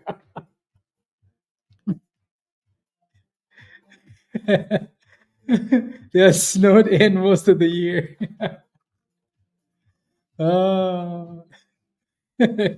People are people globally. Exactly, Gary. That's what I'm saying, right? Exactly. I think it's more to do with like just like what's happening with tariffs and Trump and everything else, rather than like you meeting. Like I mean, like we chat all day long, but like most of you guys are from the States, right? Some of you are Canadian, some of you are from the States, some of you are from the UK. It makes no difference. Like same genuine people, right?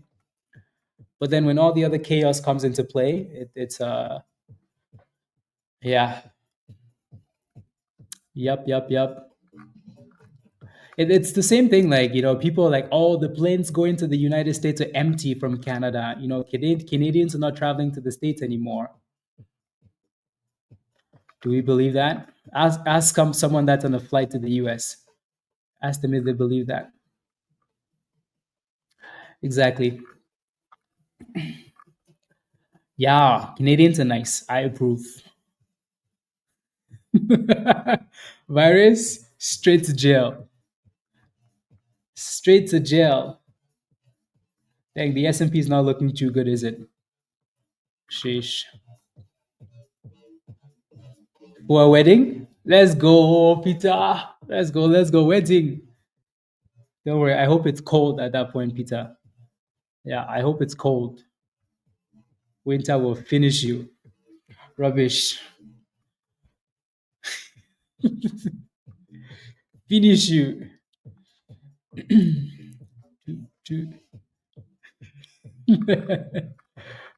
Peter, yes.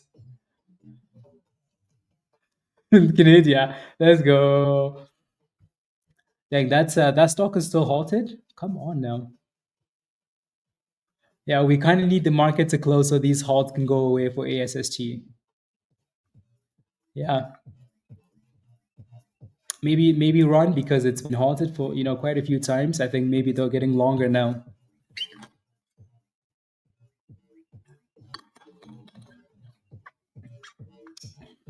Congratulations, Peter Michelle. Congratulations.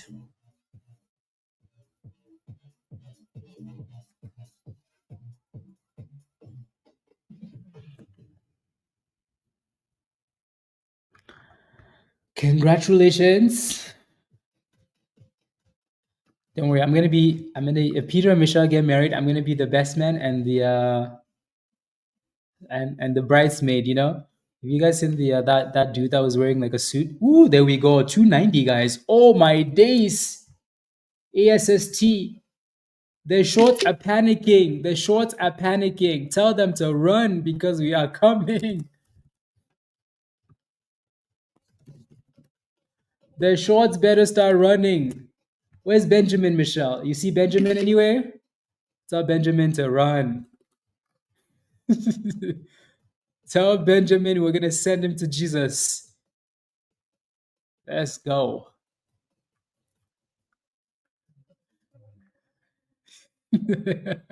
Let's go, Gary. Thank you. Thank you. Thank you.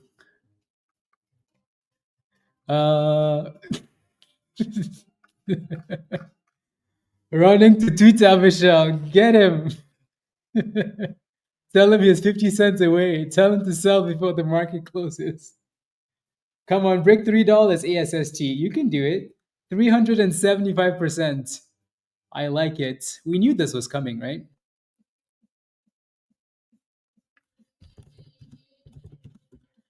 There we go, 316. Oof. Boom skis. Benjamin is 40 cents away. Tell Benjamin his stop loss at 350 is about to hit.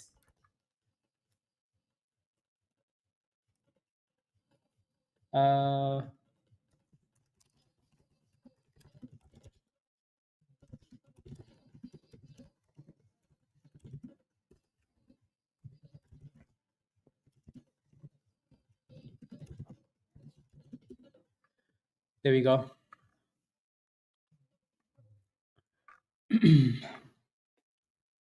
Yeah, Sammy. Yeah.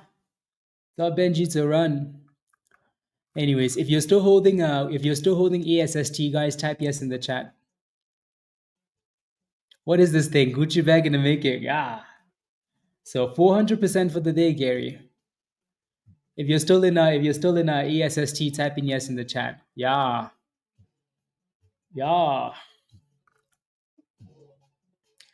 Yeah. Yeah, this thing was a little bit annoying, but again, I think we were waiting for that breakout, right? I think this breakout right there was really important. Look right there, right? Multiple times and then a breakout. And then what level did we point out earlier today, guys? That 250, right? 250 breaks, it's opening up a big door for a pop. So now the question is, can we consolidate above $3? Can we consolidate above $3? You scalped it all day? Yep. Hard data. Hang out? Oh, let me go see Michelle. Let me go see. Peter, I just saw Peter's thing. Run, Benjamin. I would cover. Oh, that's amazing. I like it. I like it, Michelle. Yep. Yep.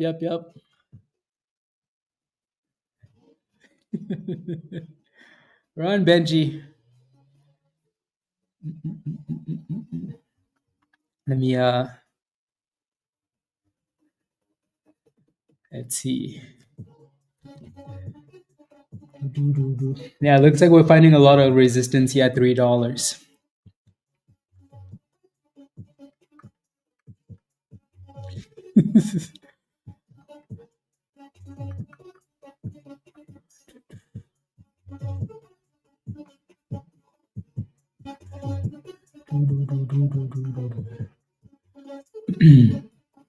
Yep. Yeah, let's see where we close though. If we can close, so we have what, 19 minutes left? Yeah. This is a really good way to end the day though. As long as we don't get any sell-offs, I think this is good. And then we can get a nice pop and screw the shorts. Screw the shorts. For the rest of the month until a merger vote is announced, Pablo's buying a lot of those CLBR warrants instead. Maybe that's what you should do, Peter. Take the gains from one and buy the warrants instead, because the warrants are cheaper and they're probably going to move the same. But either or should be okay. Oh dang, look at the S&P, guys. Look at the S&P. Oof. Did we just pop to that high? Oh my goodness, SPY. Oh my days. Look at that. SPY just went from like the lows of the day to the highs of the day. If you were holding some 0 DTE calls, you just got saved. Sheesh. Can we get 1% now? Can we get 1%, guys? Are we asking for too much? I don't know what happened. I don't see any news. Something must have happened, though, you would think, right? I don't see any news, though. Economy, long-term rates could go up, blah, blah, blah. No news.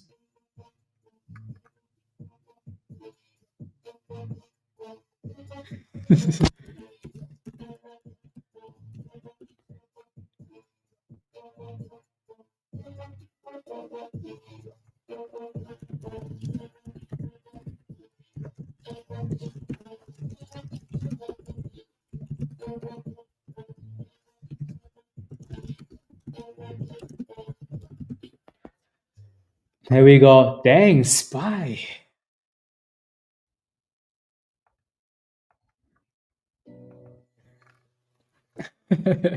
Sheesh.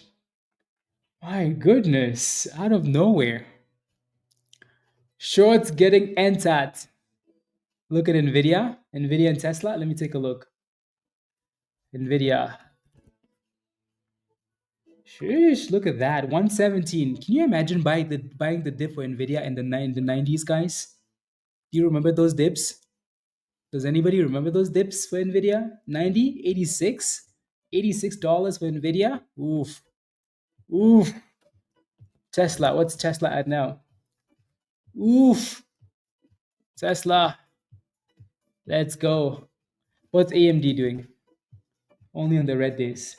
Okay, fine. Today is up 2% AMD. Not bad. Not bad. Sheesh. I mean, it is loose. Something must have happened because we're going back down. At the very least, though, it looks like we're going to close in the green. Only on the red days. So going into the close, our name to watch is ASST, right? And then obviously see where this 5-minute candle closes on SPY. It would be nice to close above that 62. Peter, okay, sounds good. Oh, sounds good. See you later. Have a wonderful day as well, Peter. 100 years. Dang. Keep going. I would like to see 570. Gary, you approve? 570. 570. See, all we had to do was get rid of the Fed, you know?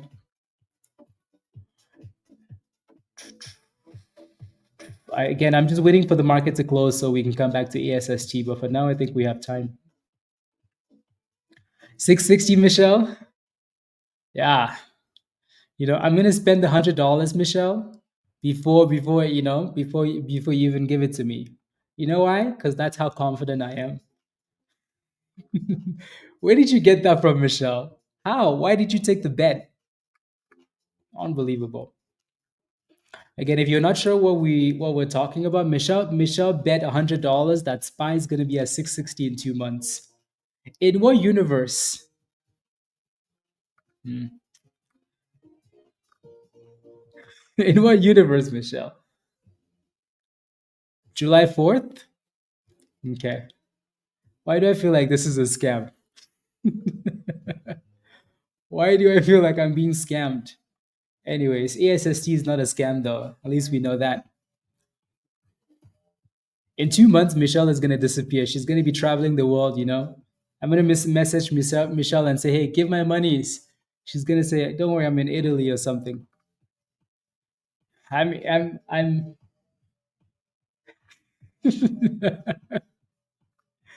ah.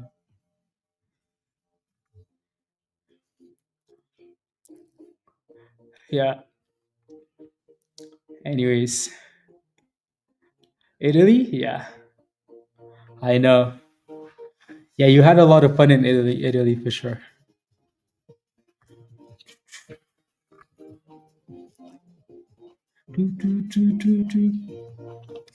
Now let's see if we can close about $3. Yeah, 30 minutes to go. The S&P is losing those gains again. So, yep, we've gone from 564 back below 561. Look at this.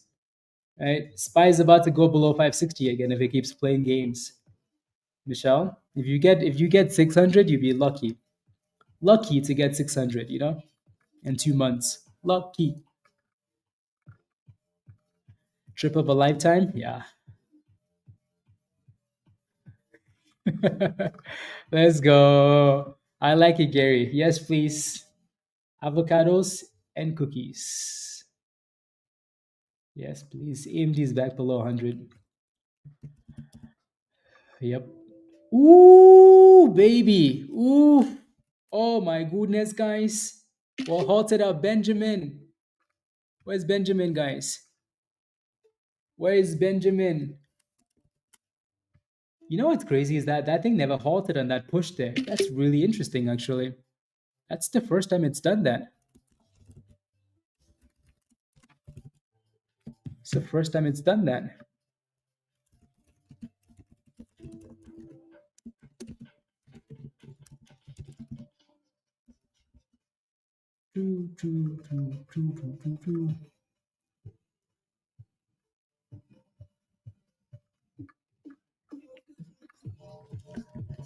Benjamin.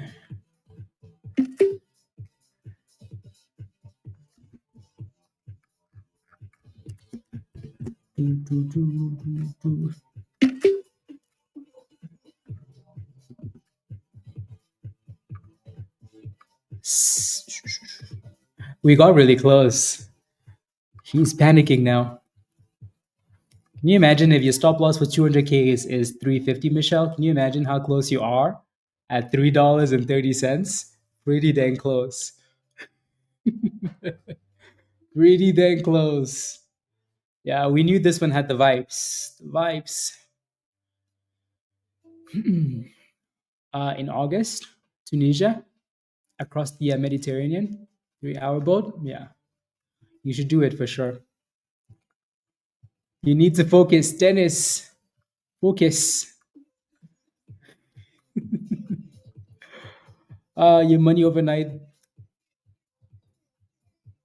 I don't think so. Exactly, Archer.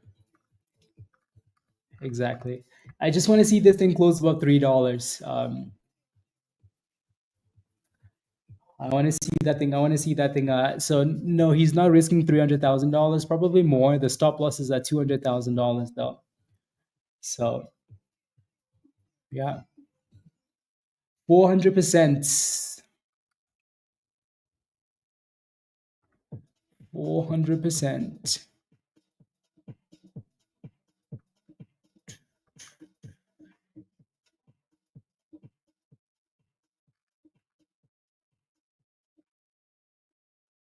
La la la la la la la la la.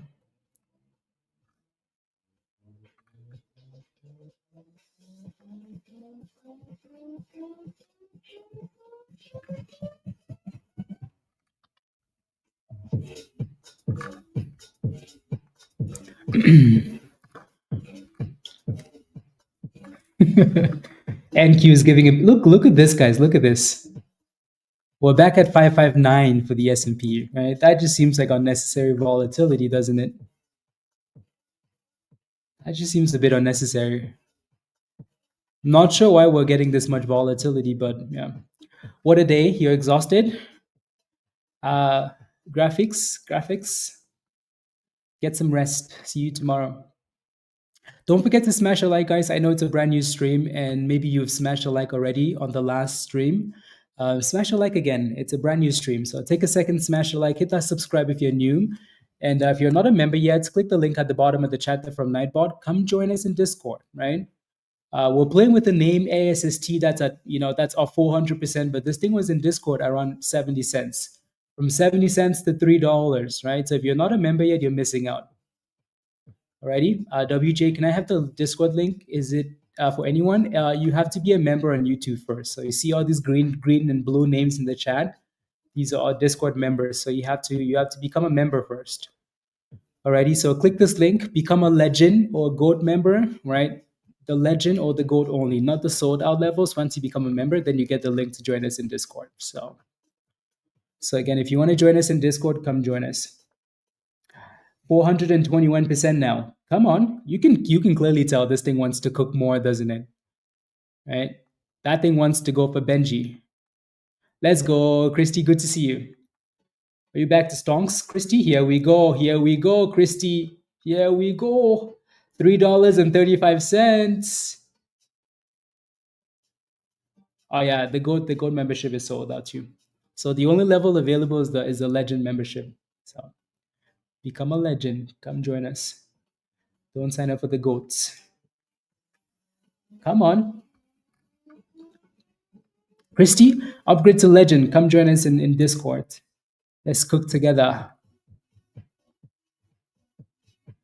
113 due to personal religious reasons I couldn't.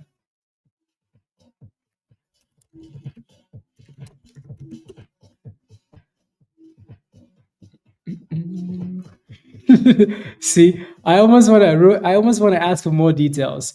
Raheen in Discord says, I bought ASST at 99 cents. I sold at $1.13 due to personal/religious reasons. I couldn't earn from ASST.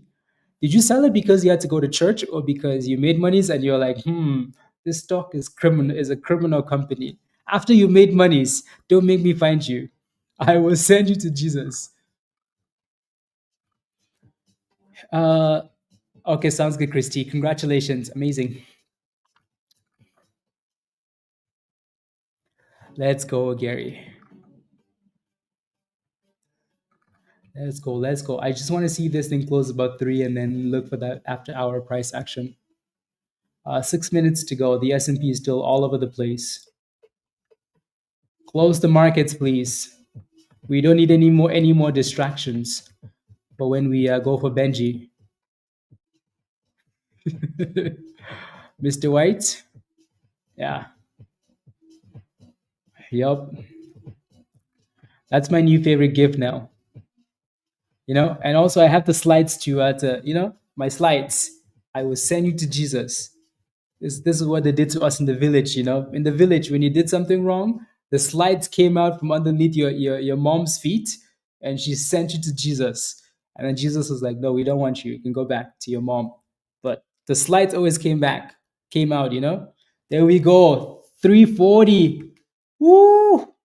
The shorts are panicking. Gary, yeah, that daily chart looks okay, Gary. The daily chart actually looks okay. It's at support, right? 250, 240. Woof. Can you imagine we were just at $2.40, guys, and we were joking about 340 and Michelle was running to the computer? But here we are at 340 now. 340. Make sure you take some gains, guys, if you want to, right? 440% doesn't come around every day, right? Take gains if you want to. Move your stop loss if you need to. The market again closes in 5 minutes. Gary, stock general or hangout general? What did you do?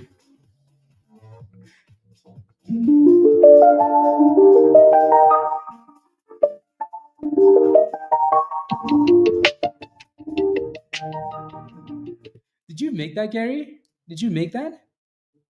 Ooh, that is nice. Did you make that?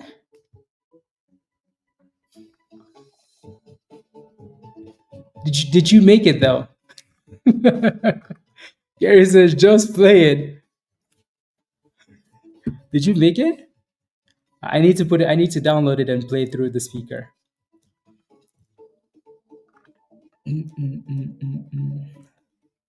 And then I need to here we go.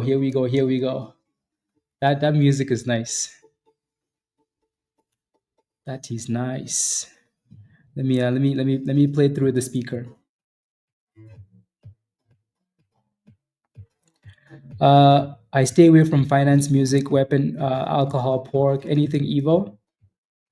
To charity? Oh, okay. Sounds good. Absolutely.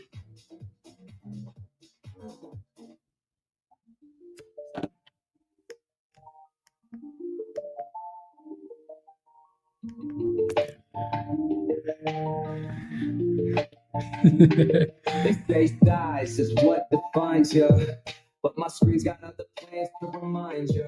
Small frame, but the games get wilder. Let's go. Yeah, I'm a divider of what's hot and what's not. Getting wider while they mock. Watch my stockpile higher. Little man with the master plan, no prior experience needed. Just feed the fire. 3 feet tall, but I'm 10 feet tall. Like, is this roasting or is this meant to be this song is fire? It's like the dance song. It's like the dance song. Who's this? That's Gary AI. It's Gary AI with the beats. Gary AI on the beats. I like it. Okay, it looks like we're going to close above $3 here in 2 minutes though. Yeah, it's nice, isn't it, Michelle? Yeah, so let's see if we can close about 3:30 though, because it seems like we're stalling at 3:35. I don't necessarily care about this level, but I still think we should pay attention to it, right? So we've been calling for 350 the whole time, but I think there's a bit of a problem here at 335.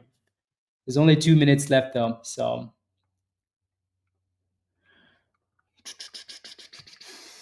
resistance.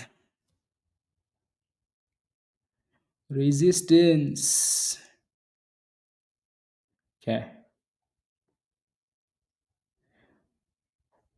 Skin. Okay, perfect. Are you selling at 330 West? Good exit, right? Nothing wrong with that, especially as the market is about to close. But let's see what happens here after hours. Let's see. Close the markets. Here we go, 335. 335. 335. Okay.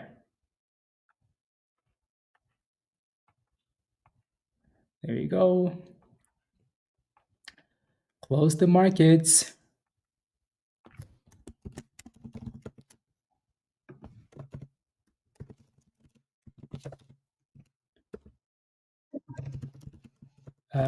What is that?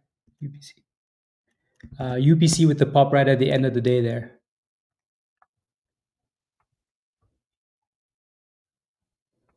Oh, here we go, guys. Here we go. ASST. Boom skis. There's 350, guys. There's your 350. So, oh, poor guy, Michelle. Poor guy. You know what's crazy is we tapped 350 exactly and then went back down. Almost like it was meant to be, you know? Yeah, almost like it was meant to be. 350, exactly. Yep. 350. There you go.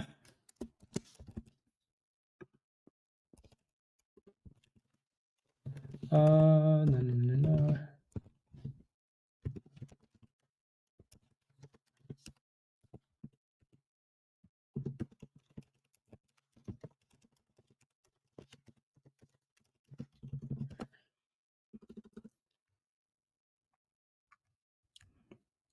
Perfect.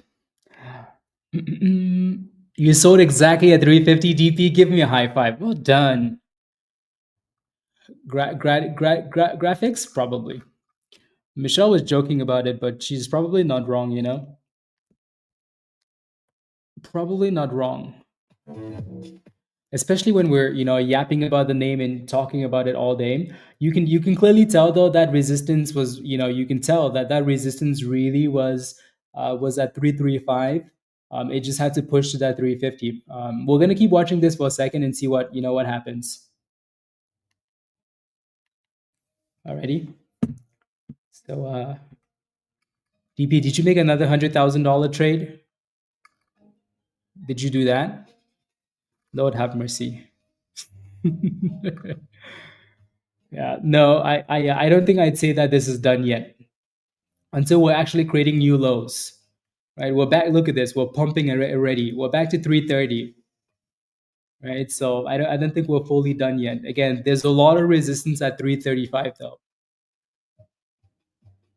Yeah. Michael, why you want diamond hands? So for now, let's watch it for a second and see what happens here at 335. You did? Ooh, DP. DP. Let's go. Congratulations. Well done. Dinner's on you today, DP. Dinner's on you. Yeah, I see it. I see it. Yeah, you made $41,000 in that play. Let's go. Yeah, I knew it. $41,000. Sheesh. Let's go. ASST. Once the bags. Yeah, let's see what happens here.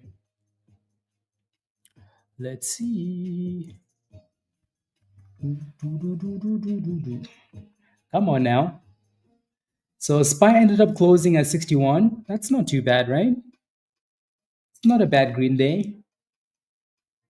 Not bad at all. I like it. UPC had a bit of a pop after hours, but it's still just playing in the same range, right? Yeah. That was just in one account. 41 in one account. Here we go. Here we go. Here we go. Right? So is it done? Of course it's not done if it's not giving you new lows. So we just tapped that 350 again, right? So we actually broke above 350 this time. 356.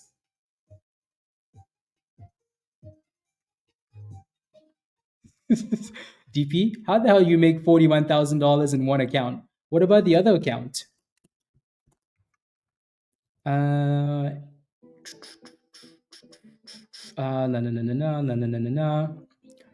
Okay, there we go. I like it.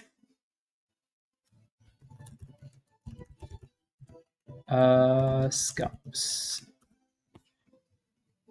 There we go. Love it. So yeah, it looks like we're finding resistance at that 350, but if that dude is saying his stop loss is 350, then that stop loss should have hit already. Luna, there's really only one stock. It's ASST, right? Only one stock.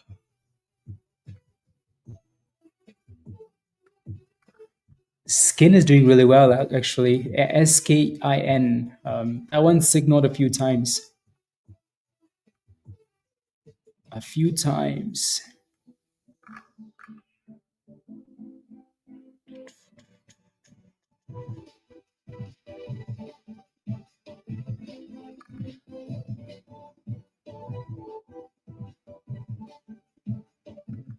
Come on.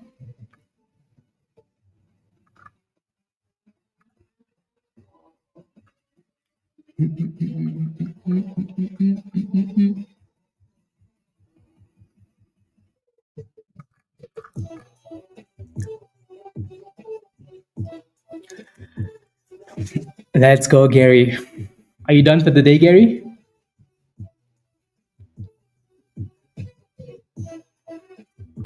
Are you done, skis?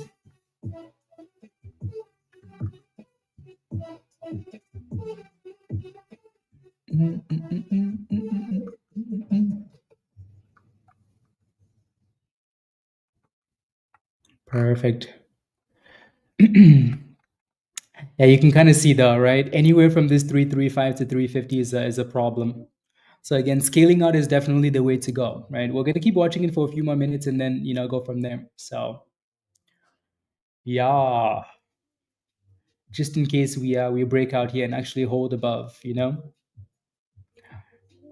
clearly you can kind of see that we're trending up as well, right? It's a clear uptrend. So even though it's at resistance, it's still trending up. So I want to see if we break out.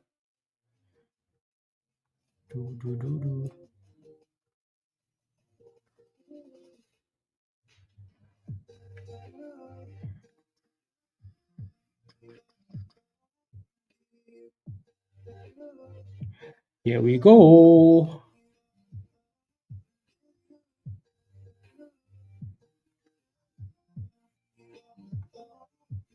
Interesting.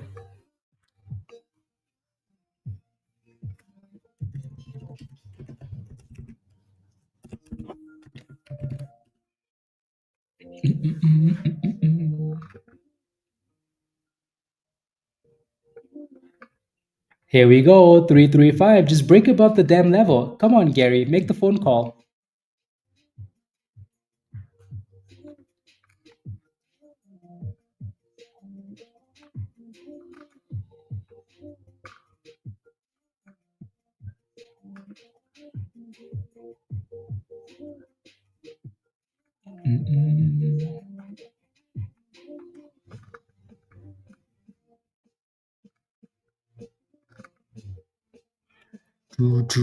Yeah, that 3-3 level is 335 level is strong resistance. Strong. So you sold most of your position, CM? Yeah. From $2 to 330 basically. Yeah, that's a really good scalp.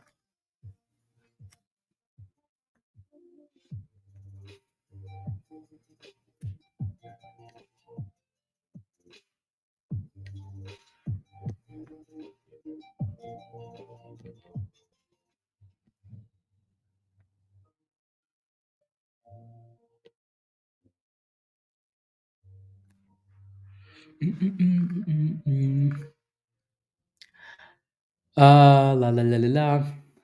I think what I was more so focused on DP was the short positions on this, and also the way that it was behaving. Right, it just wouldn't die. I think when you know that like a stock is heavily shorted and it has the volume and it's not dying, then there's always that potential for push, right? So let's give this 5 more minutes, guys, and then see where we're at, and then we can go back to Discord. Then we can go back to the Discord. So again, don't forget to smash a like, guys, if you haven't already, please and thank you. Smash a like, hit that subscribe if you're new, and if you're not a member yet, click the link at the bottom of the chat there from Nightbot and come join us in Discord, right? Again, ASST was alerted this morning in Discord in pre-market, right? If I go all the way back down there, right, the news came out this morning in pre-market in Discord, right? So if you're always just showing up on stream and you're not in Discord, you miss some of these things when they initially start, right? So it's really, really important to be a part of the community, right? This was the news, 8:30 a.m. Eastern time, right? We didn't show up on stream until obviously after 9. So, and even after that, it still did really well, right? So, and then eventually broke out. But again, being a part of a community is helpful.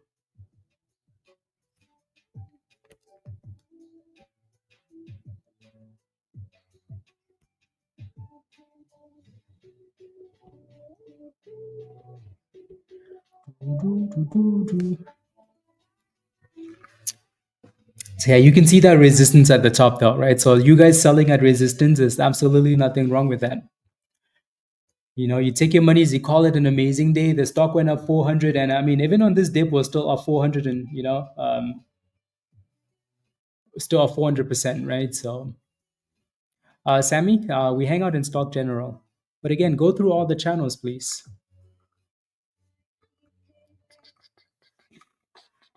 Eric, have a wonderful evening. Keep your data rising. Enjoy your evening. See you later.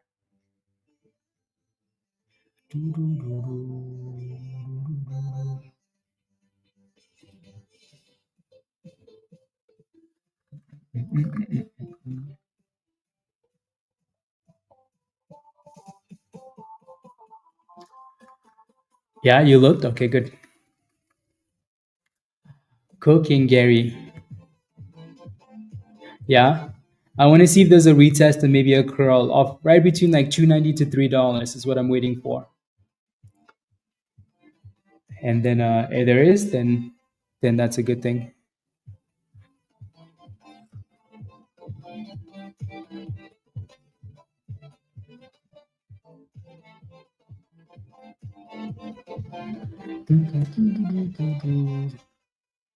You're Frenchie in the pets channel in Discord, Sammy?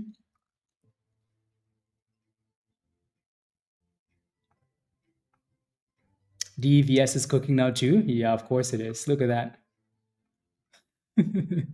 Look at that. DVS says, hey guys, let's make new highs. Again, this is brought to you by Canada, by the way. So all the monies you're making on this one is Canadian monies. Canadian monies. So this one started at what, 20 cents? 18 cents early today, all the way to 51 cents. Right? So that's and it's not done yet. So that's a nice push. This one's been really nice today, DEVS. Very, very nice. I really like the bounce of the 200 on this stock today. Right? So again, use this as a form of your technical analysis, right? When a stock is dipping and consolidating around the 200 EMA, it's a good thing, right? Right there, 200 EMA, boom skis, right? You want to go forward? Well, 200 EMA right there, right? The magic white line, boom skis, right? After hours, the 200 EMA, right? Consolidating on the 200 EMA, boom skis, right? So the 200 EMA can be your best friend on the way down. You know, it acts as support, but if that stock breaks below the 200 EMA and stays below the 200 EMA, you better run. Why? Because they're going to pick you up from the grave if that thing breaks below the 200 EMA and it doesn't close, it doesn't hold it. Like it breaks and stays below the 200 EMA. Alrighty, so stocks below the 200 EMA are dangerous. They can do well, but it's really hard. Whereas some of these names can run really easily above the 200 EMA. So that's why we like it. That is why we like it. DVS is at 54 cents now. 100% in regular, 107% regular session, 36% after hours. Jason, see you later.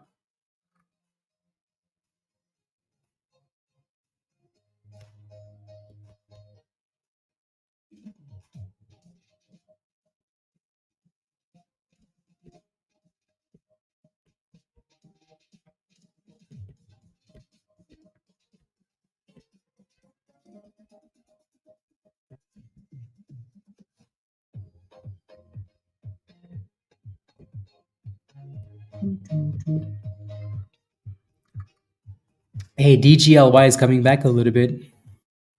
If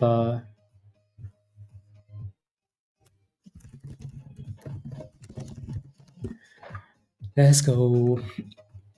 The ASST still just consolidating there. Yeah. Derek, you made $1,500 today. Give me a high five. Well done.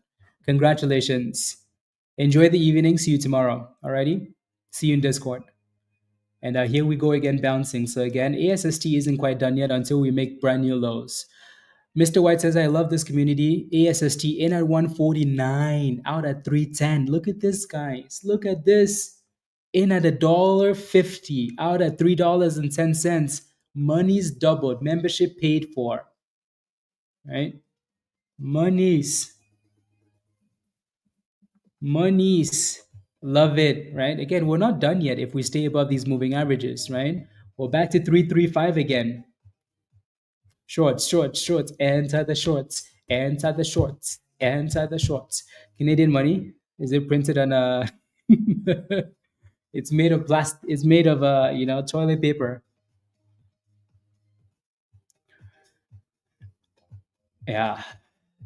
Let's talk about it, TV. Thank you very much for the feedback. I think again, the people we have around this community make it a lot of fun, and yeah. So one of the best communities on YouTube, YouTube for a fact. Thank you. Let's talk about it, TV. Thank you. Thank you. Yeah, we need to clear this 335 level if we want to push again. Alrighty, so just be aware that there's a lot of resistance there.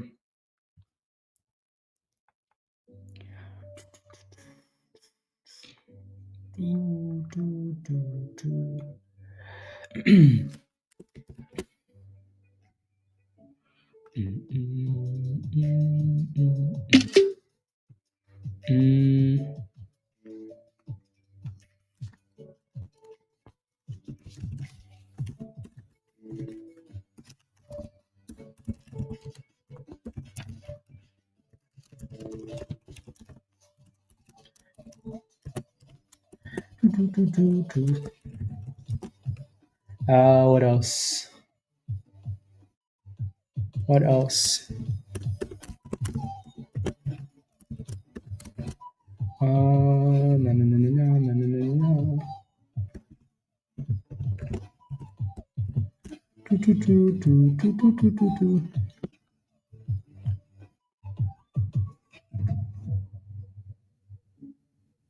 Okay, perfect. Yeah, we just need to break out there. Can they halt in after hours? No. No. They cannot.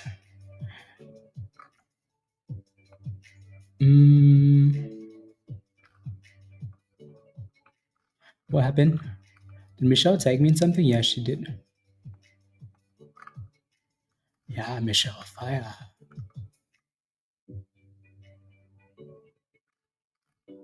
You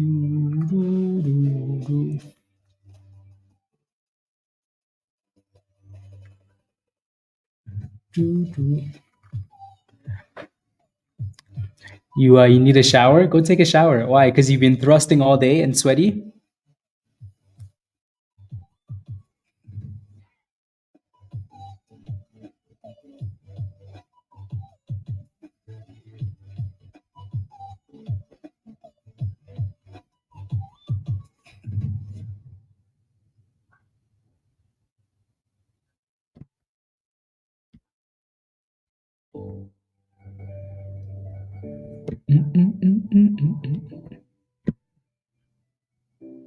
There we go. Glued to the charts? Yeah. Yeah. No, when we're done, I'm gonna go get some food and then go get some exercise and hydrate. And hydrate. Pack. What are you guys doing tonight? Any plans? You're just counting your monies, that's all, and getting ready for tomorrow. What kind of food? I have no idea. Not sure.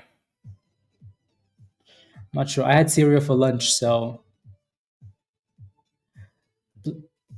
Come on, Cool. Come join us. You're going to make that money back. You're going to make the money back, Cool. Imagine you were in ASST. Imagine, Cool. Take a chance on yourself. Just come join us. And your money's going to come back.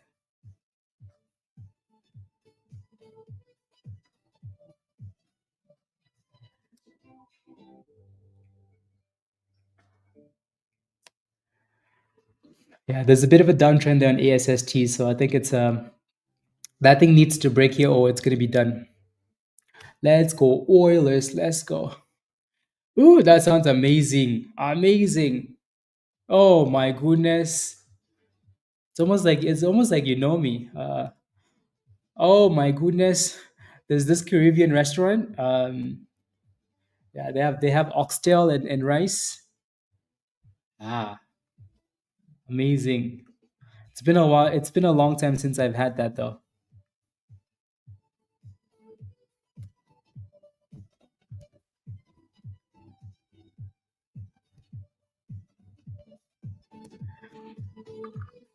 Meatloaf tonight for dinner? Nice.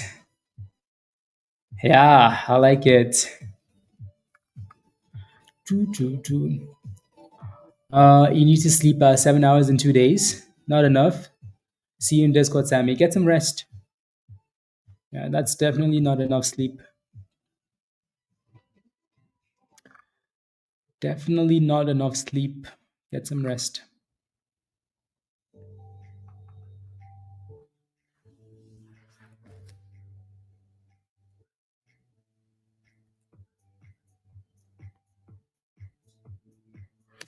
Come on, you can do it.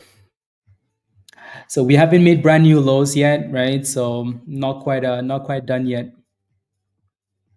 No new lows yet. Here we go, ASST. Here we go.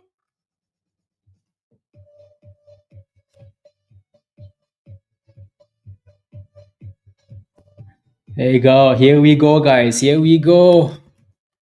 right? Unless we're making brand new lows, stocks don't just die, right? There we go. There we go. Ooh, baby. What do you see, guys? You see 370? Shush. Shush. Shush. Let us cook, please.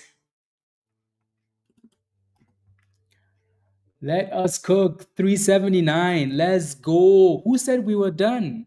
Done? Where? Where are we done? Since when was that approved? Who said that? ASST is dead, guys. It's dead. It's dead.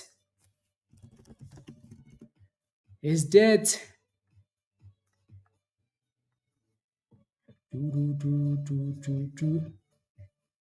Dead. Let's go, let's go, let's go, let's go.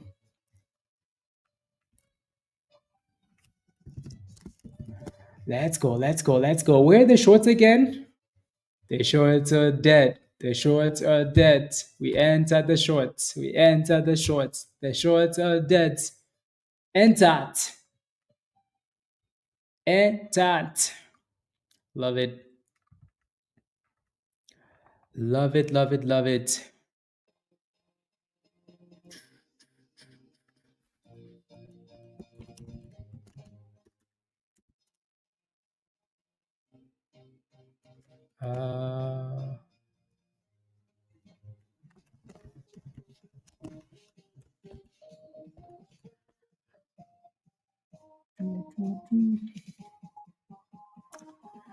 We enter the shorts. Yeah. The shorts are dead. Are we done? Why should we be done when when the shorts are not? Why? Why should we be done? Huh?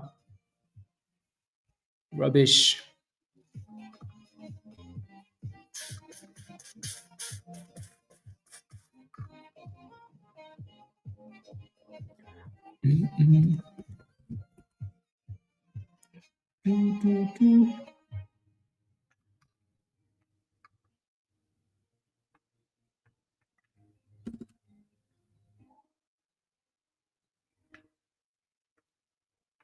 There we go. Let's go. Can we see $4 already? We're not really asking for too much, right? Just a little itsy bitsy $4, It's not like we're asking for $10. Like we're not greedy. We're not asking for like AMC people, $1,000. No. Just $4. That's it. Yeah, exactly, KB. Exactly.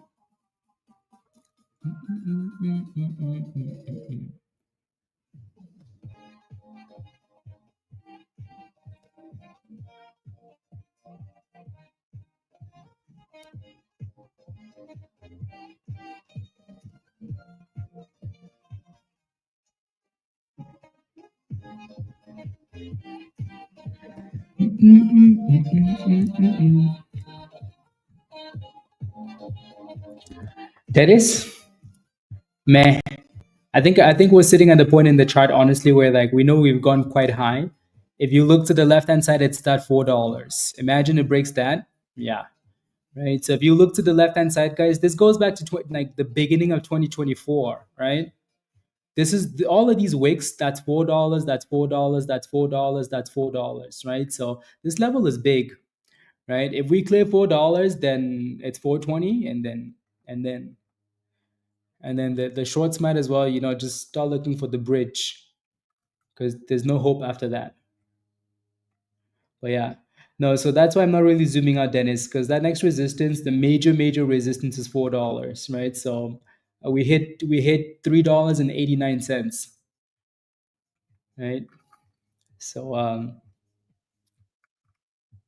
yeah. Whew.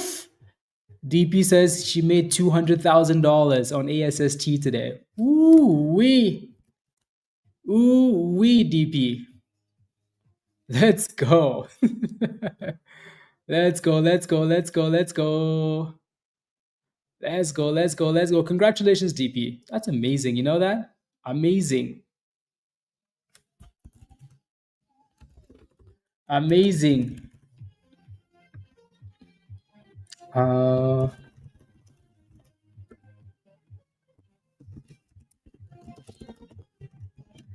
do. Oh, yeah, perfect.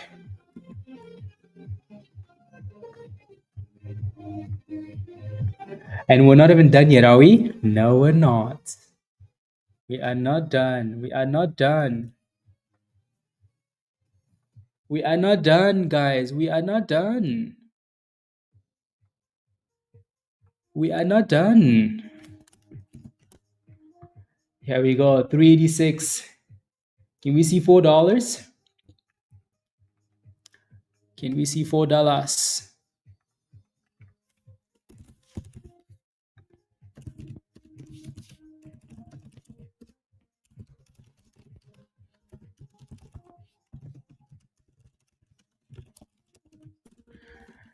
Okay.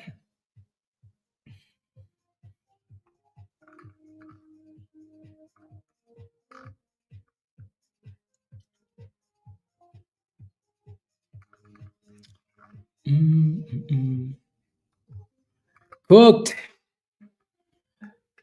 DP, are you hiring? I clean and cook very good. I clean and cook very good, viruses. Let's go. Woo. Woo. Yeah. Congratulations.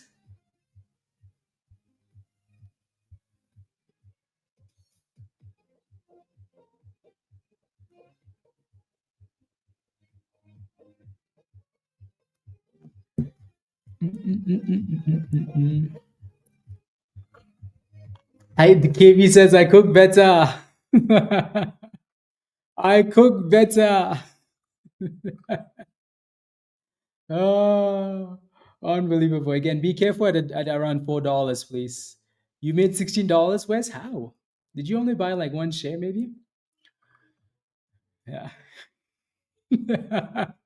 You like smoked meats? I'm also a mechanic. I used to be a chef. Plus, I give massages. Oh. KB says I'm an actual chef. Oh, Caribbean cuisine. Professional babysitter here. Let's go, ASST.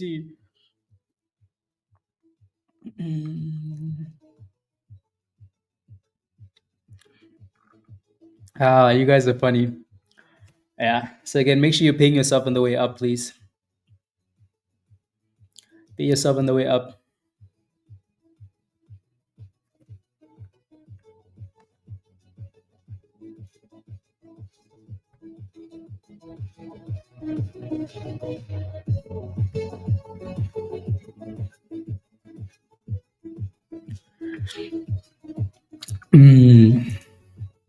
Here we go, 390. Come on now. Sizzle.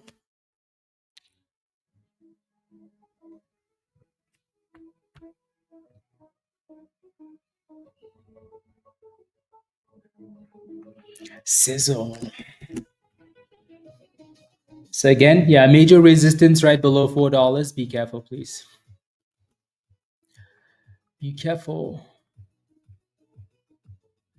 BTC Treasury Company, I think, maybe sympathetic. Yeah. Okay, the sizzle. Okay. I haven't seen you online this late in a while. Yeah. It's usually because the Fed meeting isn't on. And when there's a Fed meeting, I usually move my one-on-one so I can do them other days. So then, I slack. Not really slacking, but you know what I mean. Did they have BTC news though, Wes, or what?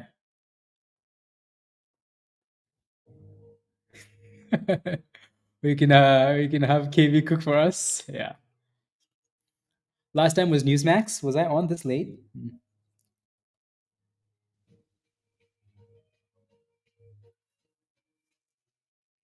Really? That's Trump's news. Trump's big announcement is Medicare drug price plan. Political.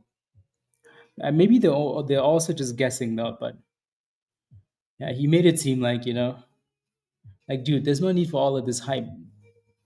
Just announce the news when you have it. Like you're the president, not like a celebrity. But anyways, we have earth-shattering news coming. Like just tell us the news. You're the president. Sheesh. What's the hype for? CM? I like it. You know what I mean, Laura? Like we don't need headlines of 10 tariff deals on the table. We just need the deals.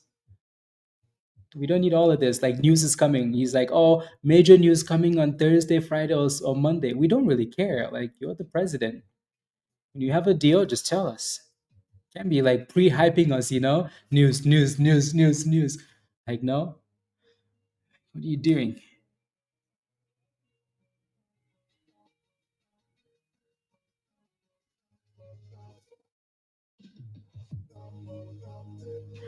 Mm-mm-mm.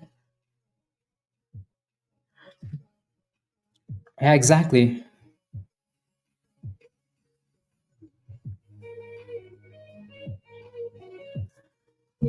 Yeah, well,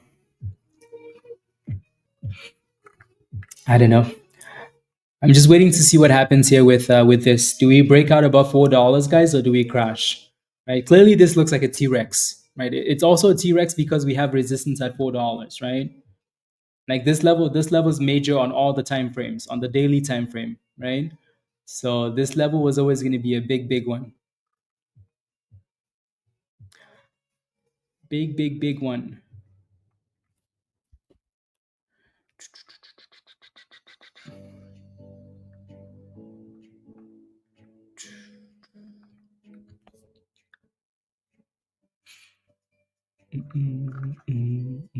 What's the S&P doing anyways? Yeah, it's down a bit, but I don't think that's I don't think the earth-shattering news was not the deal we wanted. It's the one that comes out Thursday, Friday, or Monday is what we're looking forward to.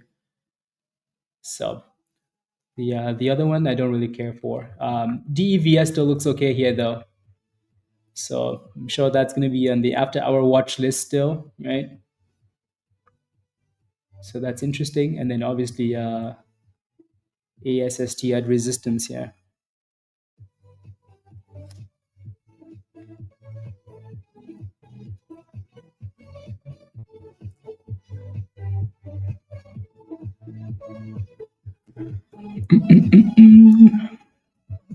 Yeah, so again, that looks like a T-Rex, doesn't it, guys? Right? So we all know there's resistance here. So no one should be like, oh my God, why is it going down? Oh my God, but like why? I thought stocks only go up, right? No, there's major resistance there. So what I don't mind though is if it dips and it gives me a higher low, I don't mind that. So if we can stay above 350, I think that's a really good thing. Alrighty, so retest, just like retesting anything, right? What is a T-Rex? A T-Rex just means like, when I say T-Rex, I usually mean it's stalling at resistance, right? The whole idea is, so if you watch a movie, right, and you see one of those dinosaurs coming for you, what do you think happens? Blood, right? Someone's about to bite your head off, right? So I think we just make it sound like a T-Rex so it resonates and you remember what a T-Rex is, right? But yeah, when I say T-Rex, I think you can all just tell, like, hey, this thing is about to get slapped, right?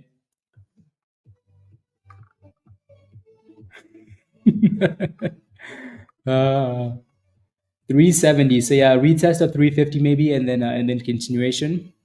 Let's see.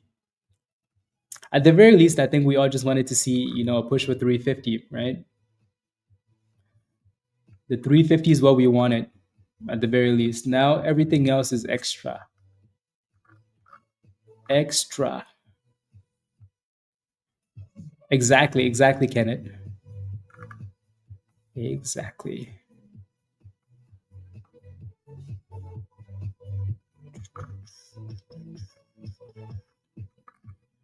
Exactly.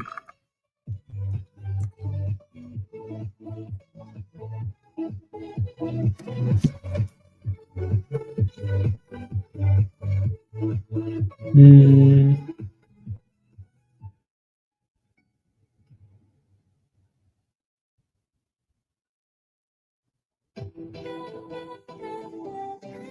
Or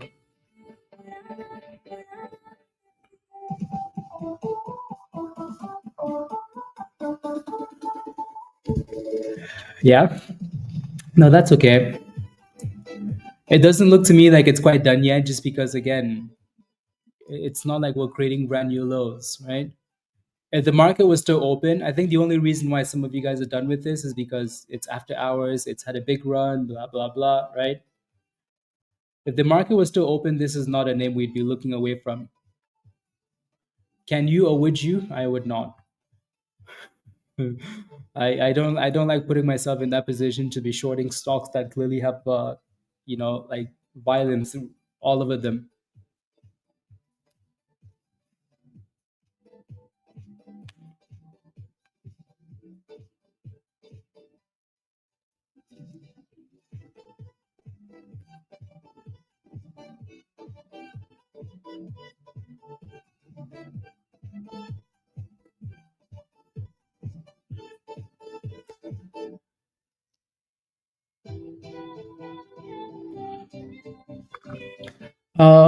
If you want to get entered spikes, yeah. I'm not a fan of shorting stocks. Played it perfectly today, made 100% profits and still have 50 shares house money's riding. Beautiful, Rich. Beautiful. Beautiful.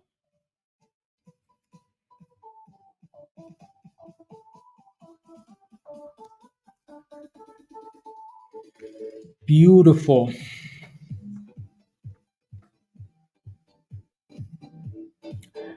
Beautiful, beautiful. All right, we were like, hey, let's give it 5 more minutes and then leave, right? We've been here for like how long now? Let's give it 9 more minutes, guys. 8 more minutes to be let's give it 10 more minutes. 10 minutes and then we're gonna hop off for sure, for sure, for sure. For sure. Unless we're at $5. We're teasing the stock. Unless we are at $5, okay? Yeah. So here we go, right? We're going back up again, right? So again, I don't think we can just count out a stock just because it's going down, right?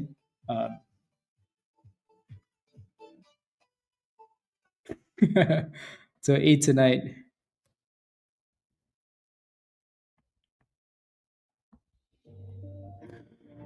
La. Yeah. If we keep failing at this $4 level, and then yeah, maybe it's really, really done.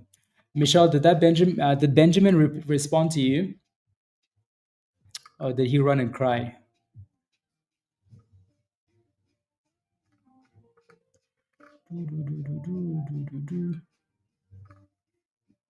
Let's go. Yeah, so again, that $4 resistance is pretty strong. So if we start getting some lower highs and some lower lows, and then yeah. Exactly, Gary, exactly. So here comes that 350 retest. Right, again, what's a T-Rex? Well, a T-Rex is a T-Rex, right? And that looks like a T-Rex. So major resistance there. We're still going to give it the full 10 minutes though. 7 minutes left. Well, more like 8. More like 8.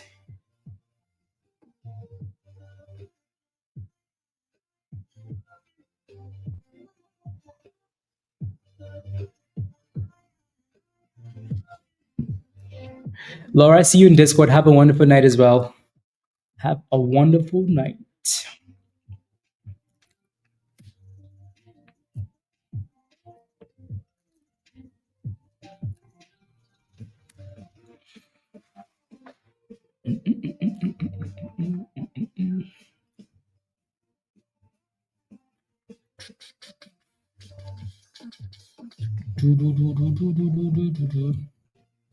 Anybody planning on swinging anything?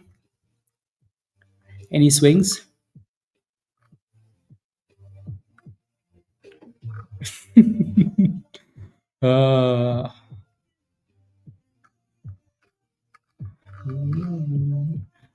Trump to pitch sweeping Medicare drug price plan.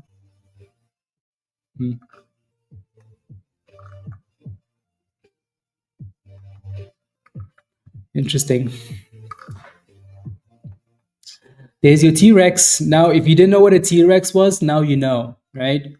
A T-Rex just means blood is coming, right? So when I say that looks like a T-Rex, it looks like blood is coming, right? So, and again, when we look at the daily time frame, right? If we look at the daily, right, and we're like, dang, look at this. 1 year ago, look at all these levels at $4, right? Like this thing's had so many pops, and they've all failed at $4 ish, right? Then you want to be very careful, you know. So again, not saying that it's completely done yet, but yeah, most 385, yeah, right? Pretty big resistance level, and the slap here comes a retest of that level we were dealing with earlier. So yeah, maybe it's going to consolidate and then run again at some point, right? But we'll see. It needs to consolidate, right? Again, this was the level last time that was major resistance, right? Let's see if it becomes a bit of a base. Retest boomskis, I don't mind. So yeah, watch that 330 whatever then. No.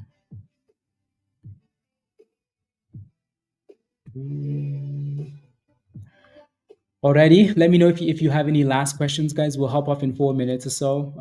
Let me know if you have any last questions. Don't forget to hit the like if you haven't already for the second time today. Smash a subscribe if you're new to the channel.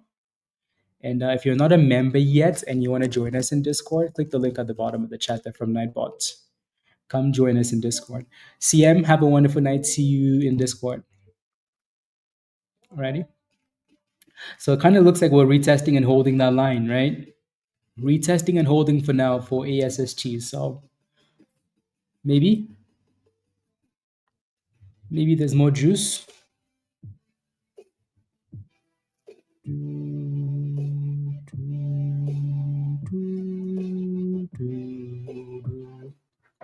Maybe.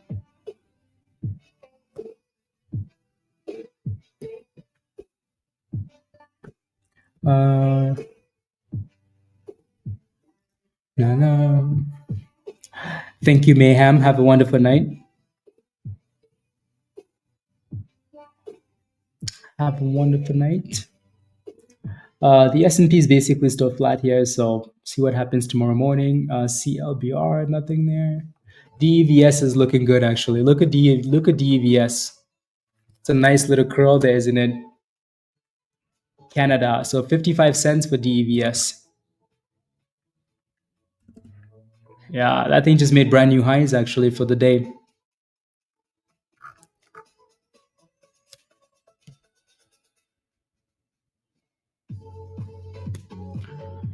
$0.55 resistance.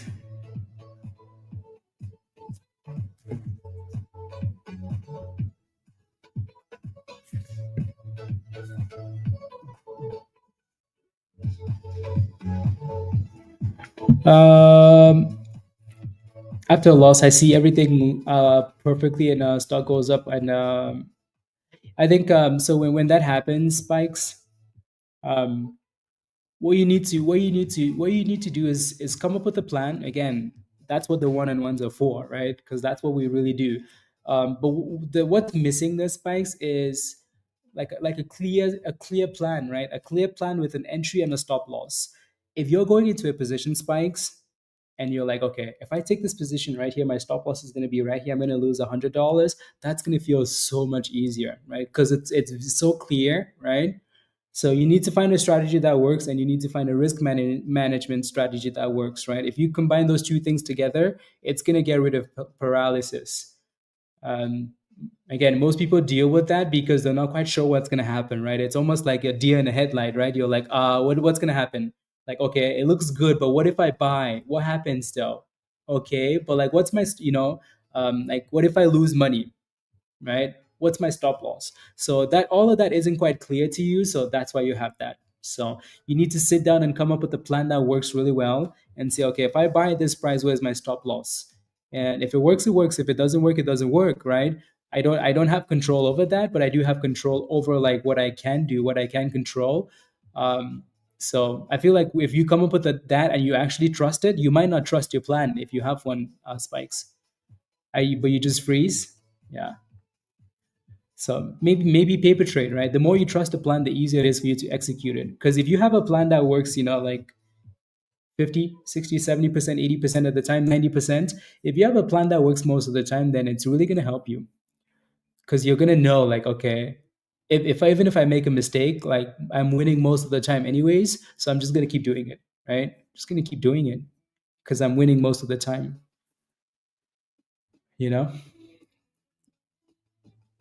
DEVS. And it looks like, yeah, the T-Rex happened, guys. D, what's your question? See, all these questions are coming now. Hurry up and type your question before I find you, D.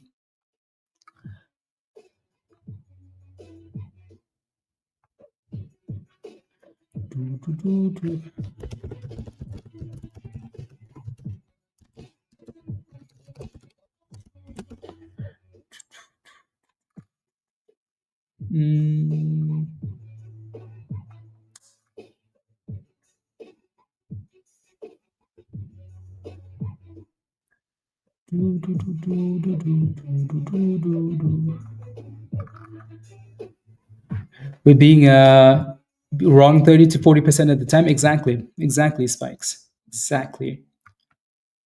Exactly. There's a video that I need to play for you guys. I'll play it tomorrow. It came up on Instagram, and I was like, yeah, this is what we've been saying the whole time, right? So let me see if I can find that video really quickly, since we're on the topic anyways already. I must have sent this video to someone.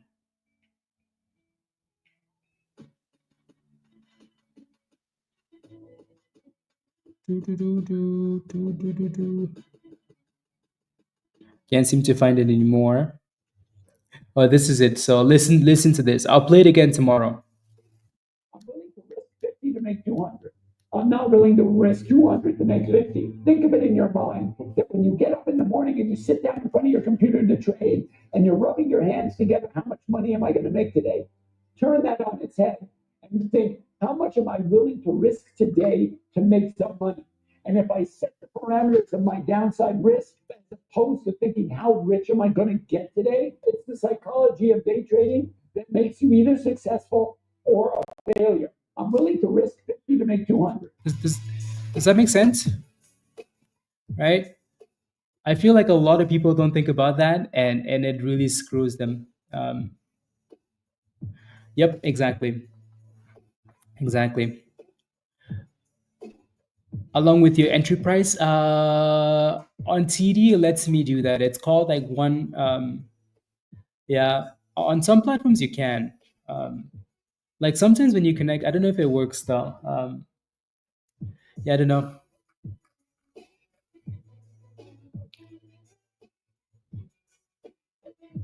Yep.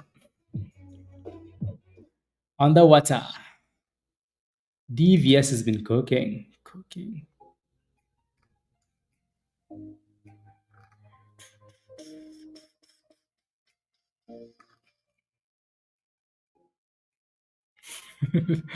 Yeah, Michelle doesn't accept DMs. Yeah. Michelle does not accept DMs. Not everybody likes DMs. Especially if it's stuff that you can talk about in public. You might as well just ask questions in public. Some people just don't feel comfortable with the DMs.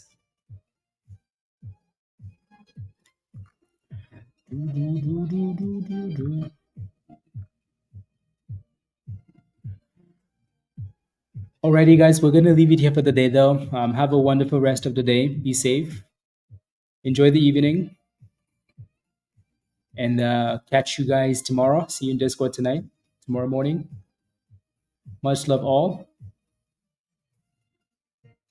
Bye, bye, bye. Bye, bye, bye. All right. Bye, Gary. Good to see you. Gary, what's Bitcoin doing actually? What's BTC doing? 97 still? Yeah. See you tomorrow, Spikes. Wes, have a good night. See you tomorrow. See you in Discord. already.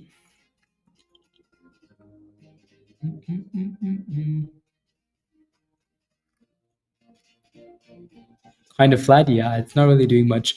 Yeah, so again, yeah, smash a like if you haven't already. There's a whole bunch of you that haven't smashed a like yet. So smash a like before you leave if you haven't already. And much love all. Bye, guys.